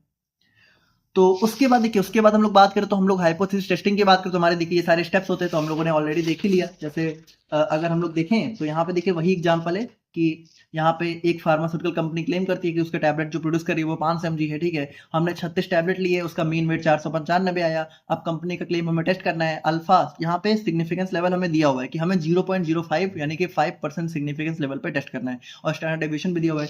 तो देखिए ये सारी चीजें हमने कर ही ली है ना। सबसे पहले हम लोग यहाँ पे हाइपोथेसिस को स्टेट करते हैं, सबसे पहले नल, फिर अल्टरनेट, फिर हम लोग यहाँ पे सिग्निफिकेंस लेवल को ले लेते हैं। तो सिग्निफिकेंस लेवल चूंकि हमारा अबव क्वेश्चन में दिया ही हुआ है, ठीक है, तो हम लोग यहाँ पे देखो हम लोग यहाँ पे जैसे मान लो अगर आप लोगों से हाइपोथेसिस टेस्टिंग में सारे स्टेप्स आ जाते हैं, ठीक है, मतलब हाइपोथेसिस टेस्टिंग मान लो आप लोगों से पूछ लिया एग्जाम में, तो फिर आप लोगों को इन सारे स्टेप्स को एक्सप्लेन भी करना होगा। तो एक्सप्लेन आप लोग कुछ इस तरीके से कर सकते हो, ठीक है, कि इसमें इस स्टेप में तो यहाँ पे देखिए आप लोग वैल्यू मत लिखना। जैसे अगर जनरल आप लोगों से सिर्फ एक्सप्लेन करने के लिए बोला गया, सिर्फ मान लो थ्योरी क्वेश्चन आया, तो आप लोग सिर्फ इतना लिख देना कि इस स्टेप में हम लोग अपना एजम्पशन डिफाइन करते हैं, सबसे पहले नल हाइपोथेसिस सेलेक्ट करते हैं, फिर अल्टरनेट। अब वैल्यू मत लिखना। फिर आप लोग यहाँ पे लिखना कि इस स्टेप में हम लोग रिस्क लेवल डिसाइड करते हैं। तो यहाँ पे आप लोग ये मत लिखना कि इन अबव क्वेश्चन, यहाँ पे आप लोग लिखना कि इसके या तो 5% या तो 10%। फिर आप लोग यहाँ पे थर्ड स्टेप क्या होता है कि अप्रोप्रिएट टेस्ट। तो ये चीज आप लोग को यहाँ पे बिल्कुल ऐसे लिख देनी है कि लार्ज टेस्ट हम लोग तब जेड टेस्ट हम लोग तब सेलेक्ट करते हैं जब 30 से बड़ा हो सैंपल, और 30 से छोटा हो तो टी टेस्ट। अब देखो यहाँ पे चूंकि हम लोग क्वेश्चन से समझ रहे हैं, तो इस क्वेश्चन में सैंपल साइज 36 है, इसलिए हम लोग जेड टेस्ट सेलेक्ट करेंगे, ठीक है। उसके बाद टेस्ट स्टेट्स को कैलकुलेट करेंगे, तो यहाँ पे भी आप लोग यहाँ पे बस जेड टेस्ट का फॉर्मुला लिख देना, ठीक है, कि यहाँ पे हम लोग क्या करते हैं, जेड टेस्ट का फॉर्मुला लिख देते हैं। उसके बाद आप लोग यहाँ पे टेस्ट स्टेट्स को यहाँ पे क्रिटिकल वैल्यू से कंप्यूट, देखो कंप्यूट का मतलब होता है बेसिकली वही चीज के कंपैरिजन करना, ठीक है। तो कंपैरिजन करके हम लोग यहाँ पे एक रिजल्ट लगाते हैं और फिर हम लोग यहाँ पे फाइनली अपना डिसीजन बनाते हैं। तो यहाँ पे देखिए अबव टेस्ट में हमें क्या पता चला था कि जो जेड की वैल्यू आई थी वो -2.5 थी, जो कि -1.6 से -1.96 से कम थी, ठीक है। इसीलिए हम लोग क्या करते थे, हम लोगों ने क्या किया, नल हाइपोथेसिस को रिजेक्ट कर दिया। It means the companies claim that average weight is 500 mg is not valid. तो कंपनी का क्लेम भी तो यही था कि भाई कंपनी का क्लेम ही तो नल हाइपोथेसिस बना था, है ना, तो उसी को हमने यहाँ पे रिजेक्ट कर दिया। अच्छा अब देखो अगर आप लोग अपनी टेक्स्ट बुक वगैरह देखोगे या फिर हो सकता है आपके टीचर्स ने भी अगर आपने इस टॉपिक को पढ़ा हो तो आप लोगों को कुछ इस तरह का ग्राफ बना के दिखाया होगा, है ना। आप लोग टेक्स्ट बुक देखोगे तो वहां पे तो आप लोगों को दिख ही जाएगा। तो अब ये ग्राफ हमें क्या समझाता है, देखो सबसे पहली बात तो ये ग्राफ जो है हमारे हाइपोथेसिस टेस्टिंग के ग्राफ होते हैं, ठीक है, हाइपोथेसिस टेस्टिंग के हमारे ये ग्राफ बनते हैं। और बाकी अगर आप लोग थोड़ा सा भी अगर याद करो, ठीक है, तो ये ग्राफ आप लोग को किस तरह दिख रहा है? Bell shape. और बेल शेप का ग्राफ किसका होता है? Normal distribution. तो जी हाँ भाई, सिंपल सी बात है, आप इतना सिंपली समझो, जो हाइपोथेसिस टेस्टिंग होती है उसमें नॉर्मल डिस्ट्रीब्यूशन का ही ग्राफ फॉलो होता है, ठीक है। और बाकी आप लोग सोच रहे होगे कि ये ग्राफ आखिर हमें बताना क्या चाहता है, तो देखो बहुत सिंपल है। जैसे अगर आप लोग देखोगे तो टू टेल टेस्ट के लिए ये वाला ग्राफ दिखेगा, और वन टेल टेस्ट के लिए यहाँ पे देखो राइट टेल टेस्ट के लिए इस तरह का ग्राफ दिखता है, और लेफ्ट टेल टेस्ट के लिए इस तरह का ग्राफ दिखता है। लेकिन ये ग्राफ हमें क्या बताते हैं हम लोग समझ नहीं पाते हैं, तो इसको समझते हैं। बहुत सिंपल है, देखो अगर हम लोग यहाँ पे टू टेल टेस्ट वाले ग्राफ की बात करें तो ये क्या बता रहा है? अच्छा देखो, टू टेल टेस्ट के लिए हमने क्या देखा था, जैसे हमने देखा था, ठीक है, हमने देखा था कि जैसे जनरली हमारा मान लो अगर 5% वाला हमने केस लिया सिग्निफिकेंस, तो वहां पे जेड की वैल्यू जब -1.96 से लेके +1.96 के बीच में होती थी, तो हम लोग क्या मानते थे? हम लोग मानते थे कि नल हाइपोथेसिस ट्रू है, नल हाइपोथेसिस एक्सेप्ट कर रहे हैं, एक्सेप्ट है ना। और अगर ये जो हमारा, अगर हमारी जो वैल्यू है वो 1.96 के बाहर जाती थी, ठीक है, या फिर -1.96 के बाहर, मतलब -1.96 से छोटी और 1.96 से बड़ी, यानी इन इस वैल्यू के इधर उधर अगर वैल्यू गई, तो हम लोग क्या मानते थे? तो हम लोग मानते थे कि हमारा जो नल हाइपोथेसिस है वो रिजेक्ट हो जा रही है। तो देखो अगर हम लोग यहाँ पे सिंपली क्या करें, अगर हम लोग सिंपली जो है इसी पे अपना एक ग्राफ प्लॉट करें, तो भाई देखो क्या हम लोग इस तरह का ग्राफ प्लॉट कर सकते हैं कि देखो यहाँ पे इस वाले लाइन पे मान लो अगर हम लोग ग्राफ बनाए, तो क्या हम लोग कुछ ऐसा ग्राफ बना सकते हैं? अब देखो इस ग्राफ में, अब मान लो अगर आप लोग यहाँ पे, ठीक है, इस 1.96 के, देखो अभी ग्राफ ऐसे चलता चला जाएगा, ठीक है, यहाँ पे इधर और ये इधर। तो अब अगर आप लोग देखो, तो वो देखो यहाँ पे हमने क्या किया, ये -1.96 वाली वैल्यू है और ये +1.96 वाली वैल्यू है। अब देखो यहाँ पे इसका मतलब क्या है कि इस वैल्यू और इस वैल्यू के बीच की जितनी वैल्यू है, ये हम लोग यहाँ पे क्या करेंगे, इसमें हम लोग नल हाइपोथेसिस को एक्सेप्ट करेंगे। भाई देखो जेड की वैल्यू जब यहाँ पे इसके बीच में थी, तो हम लोग क्या कर रहे थे? नल हाइपोथेसिस को एक्सेप्ट कर ले रहे थे। और अगर जो नल हाइपोथेसिस की वैल्यू है वो यहाँ पे 1.96 के बाहर इधर गई, या फिर -1.96 के बाहर इधर गई, तो हम लोग क्या करते थे? नल हाइपोथेसिस को रिजेक्ट कर देते थे। तो हम लोग बोल सकते हैं कि भाई वैल्यू अगर हमारी इस एरिया में फॉल करी, इस एरिया में फॉल करी, ठीक है, इसके बाहर, तो हम लोग क्या करेंगे? रिजेक्ट कर देंगे। तो देखो ये ग्राफ बिल्कुल यही तो बता रहा है। भाई देखो बीच का रीजन क्या है? बीच का रीजन है हमारा एक्सेप्टेंस रीजन, ठीक है, और इधर उधर का रीजन हमारा क्या है? Rejection reason. रिजेक्शन, तो देखो एक्सेप्टेंस मतलब वही चीज है कि ये हमारा दिखाता है कि भाई देखो अगर आपकी जो वैल्यू है वो इस वैल्यू के बीच में आ रही है, तो आप लोग नल हाइपोथेसिस को एक्सेप्ट करोगे, और अगर वैल्यू हमारी यहाँ यहाँ चली गई, तो ये हमारी जो नल हाइपोथेसिस है वो रिजेक्ट हो जाएगी, ठीक है। तो ये देखिए, ये थोड़ा सा टू टेल टेस्ट वाला समझ गए होगे। अच्छा यहाँ पे एक चीज सिंपली समझो कि बेसिकली यहाँ पे जो रिजेक्शन वैल्यू होती है, ये यहाँ पे सिग्निफिकेंस लेवल से डिसाइड होती है। किससे? सिग्निफिकेंस लेवल से।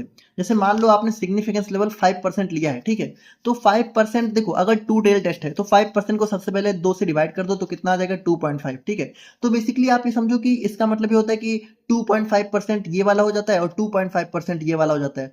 तो देखो यहाँ पे बेसिकली हम लोग ये मान के चलते हैं कि देखो देखो ये दिखा रहा है कि हाँ 95% चांस है कि आपने सही नल हाइपोथेसिस को एक्सेप्ट कर लिया, और 5% चांस है कि नल हाइपोथेसिस सही होते हुए भी आपने रिजेक्ट कर दिया, ठीक है। तो ये देखो ये हो जाता है हमारा, बेसिकली ग्राफ थोड़ा ऐसा दिखाता है। बाकी और भी डिटेल में हम लोग जा सकते हैं, बट आई होप कि इतना सफिशिएंट है, आप लोग समझ गए होंगे कि ग्राफ बेसिकली बताता क्या है। और बाकी देखिए अगर हम लोग यहाँ पे वन टेल टेस्ट के लिए बात करें, राइट और लेफ्ट वाले के लिए, तो यहाँ पे ग्राफ क्या दिखाता है? तो देखो यहाँ पे भी अगर आप लोग सिंपली समझो, तो यहाँ पे देखिए जैसे हम लोगों ने राइट टेल टेस्ट के लिए क्या देखा था, मान लो 5% केस उठाए, तो राइट टेल टेस्ट में हमने देखा था कि जब हमारी वैल्यू, ठीक है, जब हमारी जेड की वैल्यू 1.64 से छोटी होती थी, तो हम लोग क्या करते थे? नल हाइपोथेसिस को एक्सेप्ट करते थे राइट टेल टेस्ट में। और अगर हमारी जो वैल्यू है वो 1.64 से बड़ी है, 5% केस में, 5% सिग्निफिकेंस लेवल पे अगर हमारी जेड की वैल्यू 1.64 से बड़ी है, तो हम लोग यहाँ पे नल हाइपोथेसिस को रिजेक्ट कर दे रहे थे। देखो ना याद हो तो आप लोग देख लो, देखो हम लोगों ने देखा था यहाँ पे कि ये वाला हमारा होता है राइट टेल के लिए, 1.64 से छोटा एक्सेप्ट, 1.64 से बड़ा रिजेक्ट।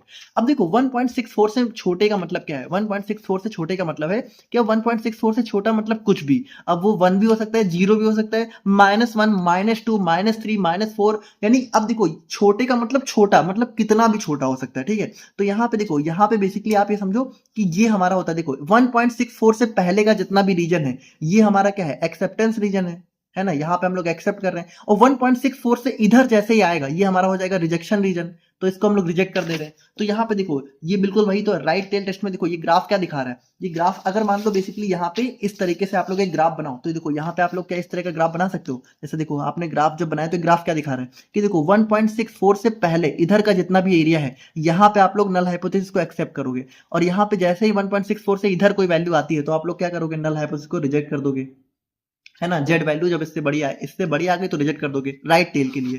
तो देखो यहाँ पे बेसिकली ये ग्राफ देखो यही चीज तो बता रहा है कि ये ग्राफ क्या बता रहा है, ये ग्राफ बता रहा है कि देखो यहाँ पे हमारी रिजेक्शन वैल्यू होगी, ठीक है। अब देखो रिजेक्शन वैल्यू अलग अलग होती है ना भाई, देखो ये तो 1.645% के लिए तो है, 10% के लिए अलग होती है, 0.1% के लिए अलग होती है, ठीक है। तो बेसिकली यहाँ पे ये हमारी रिजेक्शन रीजन होता है, ठीक है, कि यहाँ से बाहर वैल्यू आई तो रिजेक्ट, और इसके इधर आई, अब इसके इधर कुछ भी, ठीक है, इसके इधर कुछ भी वैल्यू आई तो वो हमारी एक्सेप्ट होगी। और वहीं पे लेफ्ट वाले के लिए तो देखिए लेफ्ट टेल टेस्ट के लिए हमने क्या देखा था, लेफ्ट टेल टेस्ट के लिए अगर हमारी जो वैल्यू है वो -1.64 से बड़ी होती है तो हम लोग यहाँ पे बेसिकली एक्सेप्ट करते हैं, और -1.64 से अगर हमारी जो वैल्यू है वो छोटी हो गई तो हम लोग यहाँ पे रिजेक्ट कर देते हैं। तो देखो -1.64, तो देखो -1.64 से बड़ी वैल्यू क्या होगी, -1.64 से बड़ा मतलब जैसे -1, 0, 1, 2, 3, 4 ये सारा बड़ा हो गया, और -1.64 से सॉरी हाँ -1.64 से छोटी वैल्यू क्या होगी, तो देखो -1.64 से छोटा मतलब कि उल्टा है, देखो उल्टा रहता है ना, माइनस में उल्टा रहता है, तो ये -1.64 से छोटा क्या होगा, -2, -3, -4, यानी कि देखो अब जैसे हमारी जो वैल्यू है अगर ये इधर इतनी रेंज में आती है तो हम लोग एक्सेप्ट करेंगे। देखो -1.64 से बड़ा है तो एक्सेप्ट कर लो, चाहे वो कुछ भी हो, चाहे -1 हो, 0 हो, 1, 2, 3, 4 कुछ भी, तो एक्सेप्ट कर लो, और अगर -1.64 से छोटा है तो रिजेक्ट कर दो। तो यहाँ पे देखो यहाँ पे अगर इसका ग्राफ हम लोग बनाए तो क्या इसका ग्राफ हम लोग बेसिकली कुछ इस तरीके से बना सकते हैं कि -1.64 से इधर की जो भी वैल्यू होंगी, यानी -1.64 से छोटी जो वैल्यू होंगी उसको हम लोग रिजेक्शन रीजन में डाल दिए, और -1.64 से बड़ी जितनी वैल्यू होंगी, ठीक है, ये वाली, इसको हमने एक्सेप्टेंस रीजन में डाल दिया, तो देखो ये हमारा एक्सेप्टेंस रीजन आ गया। तो ये देखिए ये हमारा जो है कुछ इस तरह का ग्राफ बन जाता है। अब देखो हालांकि ये ग्राफ और भी चीजें समझाते हैं बट उतना डिटेल में हम लोग नहीं जा रहे, बाकी आप लोग समझो कि ये नॉर्मल डिस्ट्रीब्यूशन का ग्राफ होता है, सेंटर में हमारा मीन होता है ना, पीक पे हमारा मीन आ जाता है, और थोड़ा बहुत आप लोग समझ गए होंगे कि ये ग्राफ हमें क्या बताना चाहता है। और तो देखिए यहाँ पे हमने हाइपोथेसिस टेस्टिंग को बेसिकली काफी अच्छे से समझ लिया है, और अब हम लोग यहाँ पे एक और कॉन्सेप्ट की बात कर लेते हैं जो कि आ जाता है एरर्स इन हाइपोथेसिस टेस्टिंग। तो अब देखो ये एरर्स क्या होते हैं, एरर मतलब कि जब आप लोग हाइपोथेसिस टेस्टिंग करते हो तो वहां पे आपसे कौन कौन सी टाइप की गलतियां हो सकती हैं। तो अब यहाँ पे देखो यहाँ पे जो आप लोग की गलती है वो दो तरह की हो सकती है। तो दो तरह की गलतियों के लिए हम लोग बोलते हैं, एक होती है टाइप 1 एरर, और एक हमारी हो सकती है टाइप 2 एरर। देखो बहुत ही सिंपल कॉन्सेप्ट है। देखो टाइप 1 एरर क्या होती है, टाइप 1 एरर बोलती है कि अगर नल हाइपोथेसिस मान लो, ठीक है, नल हाइपोथेसिस एक्चुअल में ट्रू है, बहुत ध्यान से सुनना, नल हाइपोथेसिस एक्चुअल में ट्रू है और फिर भी अगर आपने रिजेक्ट कर दिया, फिर भी मतलब नल हाइपोथेसिस सही होते हुए भी अगर आप लोग रिजेक्ट कर दो तो ये हो जाती है टाइप 1 एरर। और टाइप 2 एरर क्या बोलती है कि टाइप 2 एरर बोलती है कि नल हाइपोथेसिस गलत है, ठीक है, नल हाइपोथेसिस गलत है फिर भी आपने उसको रिजेक्ट नहीं किया बल्कि आपने उसको एक्सेप्ट कर लिया या फिर नॉट फेल टू रिजेक्ट बोल दिया। देखो इसको बहुत ही सिंपल एग्जांपल समझो, जैसे मान लो एक कंपनी है, ठीक है, और उसने क्लेम किया कि उसने एक नई ड्रग बनाई है, उसने क्लेम किया कि ड्रग इज इफेक्टिव, ठीक है, उसकी जो ड्रग है वो इफेक्टिव है। अब यहाँ पे आप लोग को पता है कि जो नल हाइपोथेसिस है वो क्या बनेगी कि ड्रग इज नॉट इफेक्टिव, और इसका जस्ट उल्टा अल्टरनेट क्या बनेगी कि ड्रग इज इफेक्टिव। अब मान लो आपने यहाँ पे हाइपोथेसिस बनाई, उसके बाद आपने इसको टेस्ट किया, और टेस्ट करने के बाद आप लोग को क्या पता चला, आप लोग को पता चला कि ड्रग इज नॉट इफेक्टिव। बहुत ध्यान से सुनना, आप लोगों को पता चला कि ड्रग जो है इफेक्टिव नहीं है, यानी कि आपको पता चला कि जो नल हाइपोथेसिस है वही सही है, लेकिन फिर भी आपने क्या किया, आपने उस नल हाइपोथेसिस को रिजेक्ट कर दिया। देखो नल हाइपोथेसिस बोल रही है कि ड्रग इफेक्टिव नहीं है, और आपने जो रिजल्ट किया, आपने जो टेस्ट किया वो भी पता चला कि ड्रग इफेक्टिव नहीं है, लेकिन फिर भी अगर आप उसको रिजेक्ट कर दो, ठीक है, तो ये हमारा हो जाता है टाइप 1, ठीक है, टाइप 1 एरर।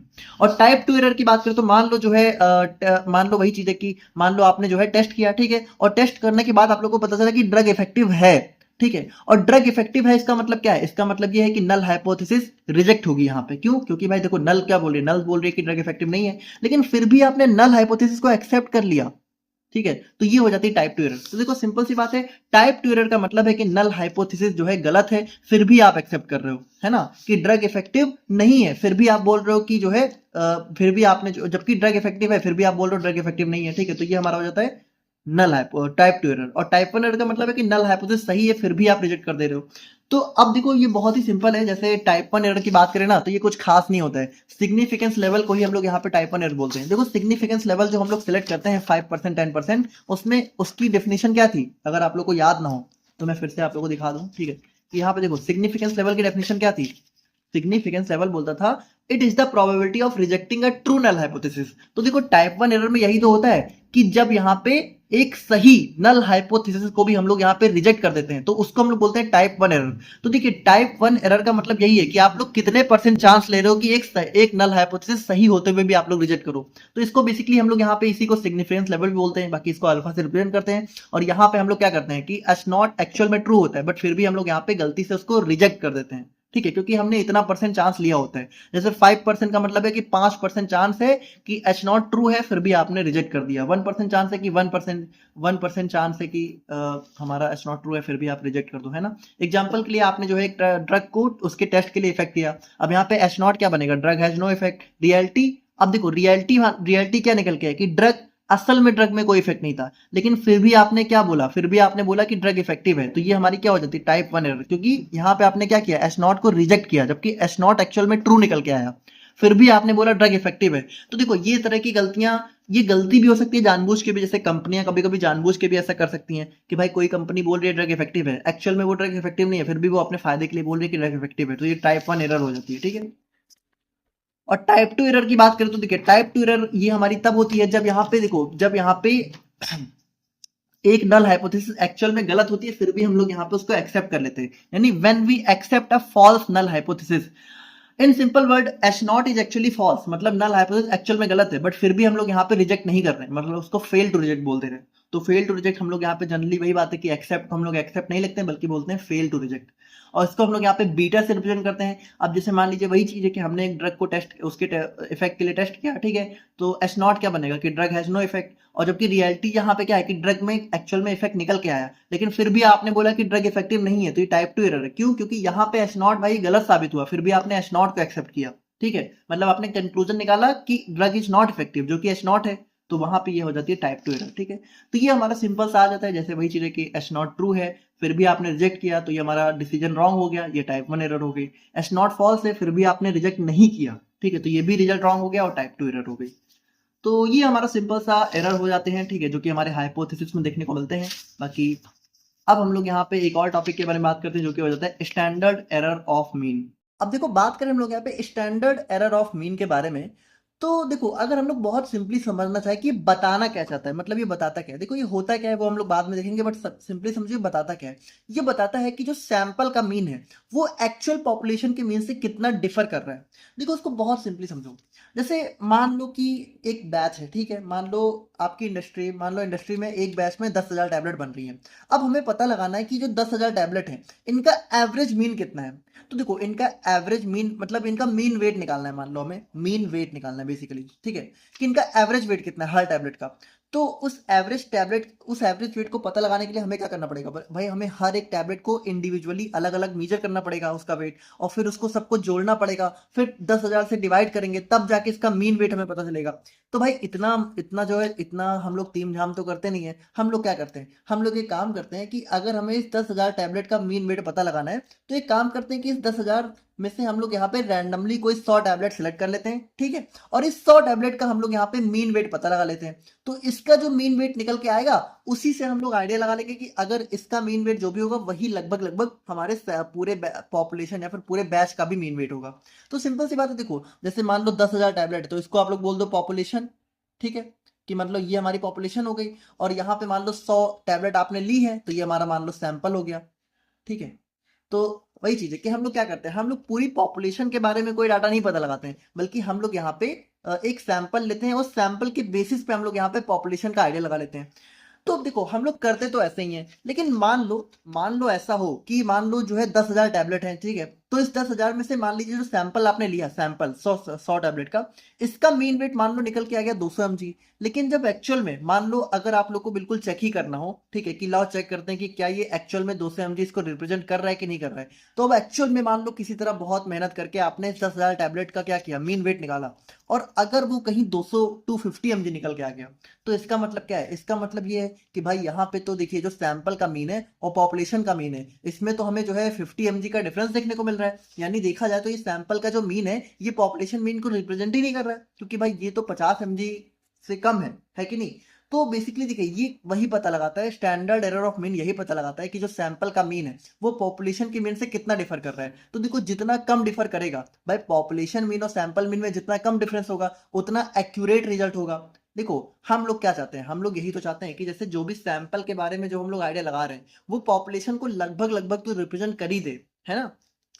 तो जैसे मान लो आपने जो है टाइम बचाने के लिए अगर यहाँ पे 100 सैंपल का ही जो है टैबलेट वेट पता करा, ठीक है, और उसका एवरेज वेट निकाला जो कि 200 mg आया, और अगर आपने यहाँ पे आइडिया लगाया है कि ठीक है कि ये 200 mg यहाँ पे इस पूरे टैबलेट का वेट होगा, तो आप लोग चाहोगे तो यही ना कि भाई ये जो आपने आइडिया लगाया ये सही हो, ये थोड़ी चाहोगे कि हाँ मैंने बस रैंडमली बता दिया, एक्चुअल में तो कुछ भी हो सकता है। तो देखो स्टैंडर्ड एरर ऑफ मीन बताता यही है, बाकी जितना कम हो उतना अच्छा होता है। तो देखो बताता तो ये यही है, लेकिन अगर आप लोग एक्चुअल में इसके डेफिनेशन को देखो तो इसका डेफिनेशन कुछ अलग कहती है। अब इसकी डेफिनेशन क्या कहती है वो भी हम लोग समझने के लिए हम लोग एक काम करते हैं। देखो इसकी डेफिनेशन ये कहती है कि मान लो आप लोग को यहाँ पे जो है इस 10,000 टैबलेट का, ठीक है, एक्चुअल वेट पता लगाना है, ठीक है। तो आप एक काम करो, सैंपल को आप एक बार ना लो, बल्कि आप लोग एक काम करो कम से कम 4-5 बार सैंपल लो, ठीक है। मतलब 100 टैबलेट का एक सैंपल ना लेके बल्कि 4-5 सैंपल ले लो, ठीक है। मतलब 100 टैबलेट आपने एक बार सिलेक्ट करी, फिर 100 आपने रैंडमली एक बार और उठा ली, फिर और उठा ली, इस तरीके से मान लो 5 बार आपने सैंपल उठाया, ठीक है। अब 5 बार जब सैंपल आपने उठाया, तो 5 बार सैंपल उठाने के बाद आपने देखा कि जो पहला सैंपल है, मान लो पहली 100 टैबलेट का जब एवरेज वेट आपने निकाला तो वो निकल के आया 200 mg। दूसरी 100 टैबलेट का जब एवरेज वेट आपने निकाला तो वो निकल के आया मान लो 198। तीसरी वाले सैंपल का जब एवरेज वेट आपने कैलकुलेट किया तो वो मान लो आया 202, ठीक है। फिर चौथी का 197, फिर पांचवी का 201, ठीक है। तो 5 बार जब आपने सैंपल लेके उनका एवरेज वेट निकाला तो वो मान लो कुछ इस तरह का निकल के आया। अब आप लोग को देखना है कि इन पांचों एवरेज वेट में कितना डिफरेंस है। तो यहाँ पे देखिए जैसे ये क्या है, ये बेसिकली एक मीन वेट है ना, 100 टैबलेट का मीन वेट है, जो कि बेसिकली इस 10,000 टैबलेट से लिया गया है और हमने 5 बार लिया है। अब अगर पांचों बार जो मीन वेट है, ठीक है, वो लगभग लगभग सिमिलर आ जाए, सिंपली समझो वो लगभग लगभग सेम आ जाए, तो आप समझो कि भाई आप लोग का जो रिजल्ट है, ठीक है, वो काफी एक्यूरेट है। देखो अगर ये पांचों रिजल्ट आपस में सेम आ जाए, इसका मतलब क्या है कि अगर ये सारी वैल्यू 200 के पास आ रही है, इसका मतलब जो एक्चुअल में भी जो टैबलेट का वेट होगा वो 200 mg के आसपास ही होगा, है ना। जो ट्रू पॉपुलेशन का भी जो मीन वेट होगा वो 200 mg के आसपास होगा।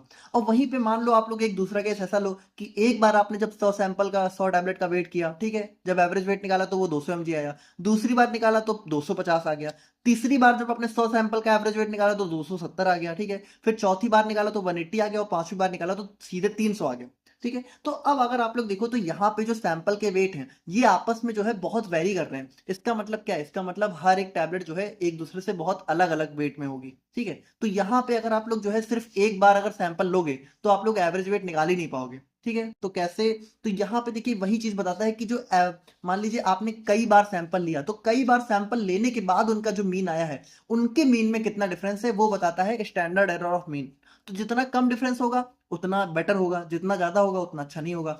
बाकी देखिए अगर आप लोग को पता हो तो जैसे जब मीन के बीच में हम लोग डिफरेंस देखते हैं कि जो मीन है, ठीक है, उनके बीच में कितना डिफरेंस है, तो वो हमारा हम लोग बेसिकली चेक करते हैं स्टैंडर्ड डेविएशन से।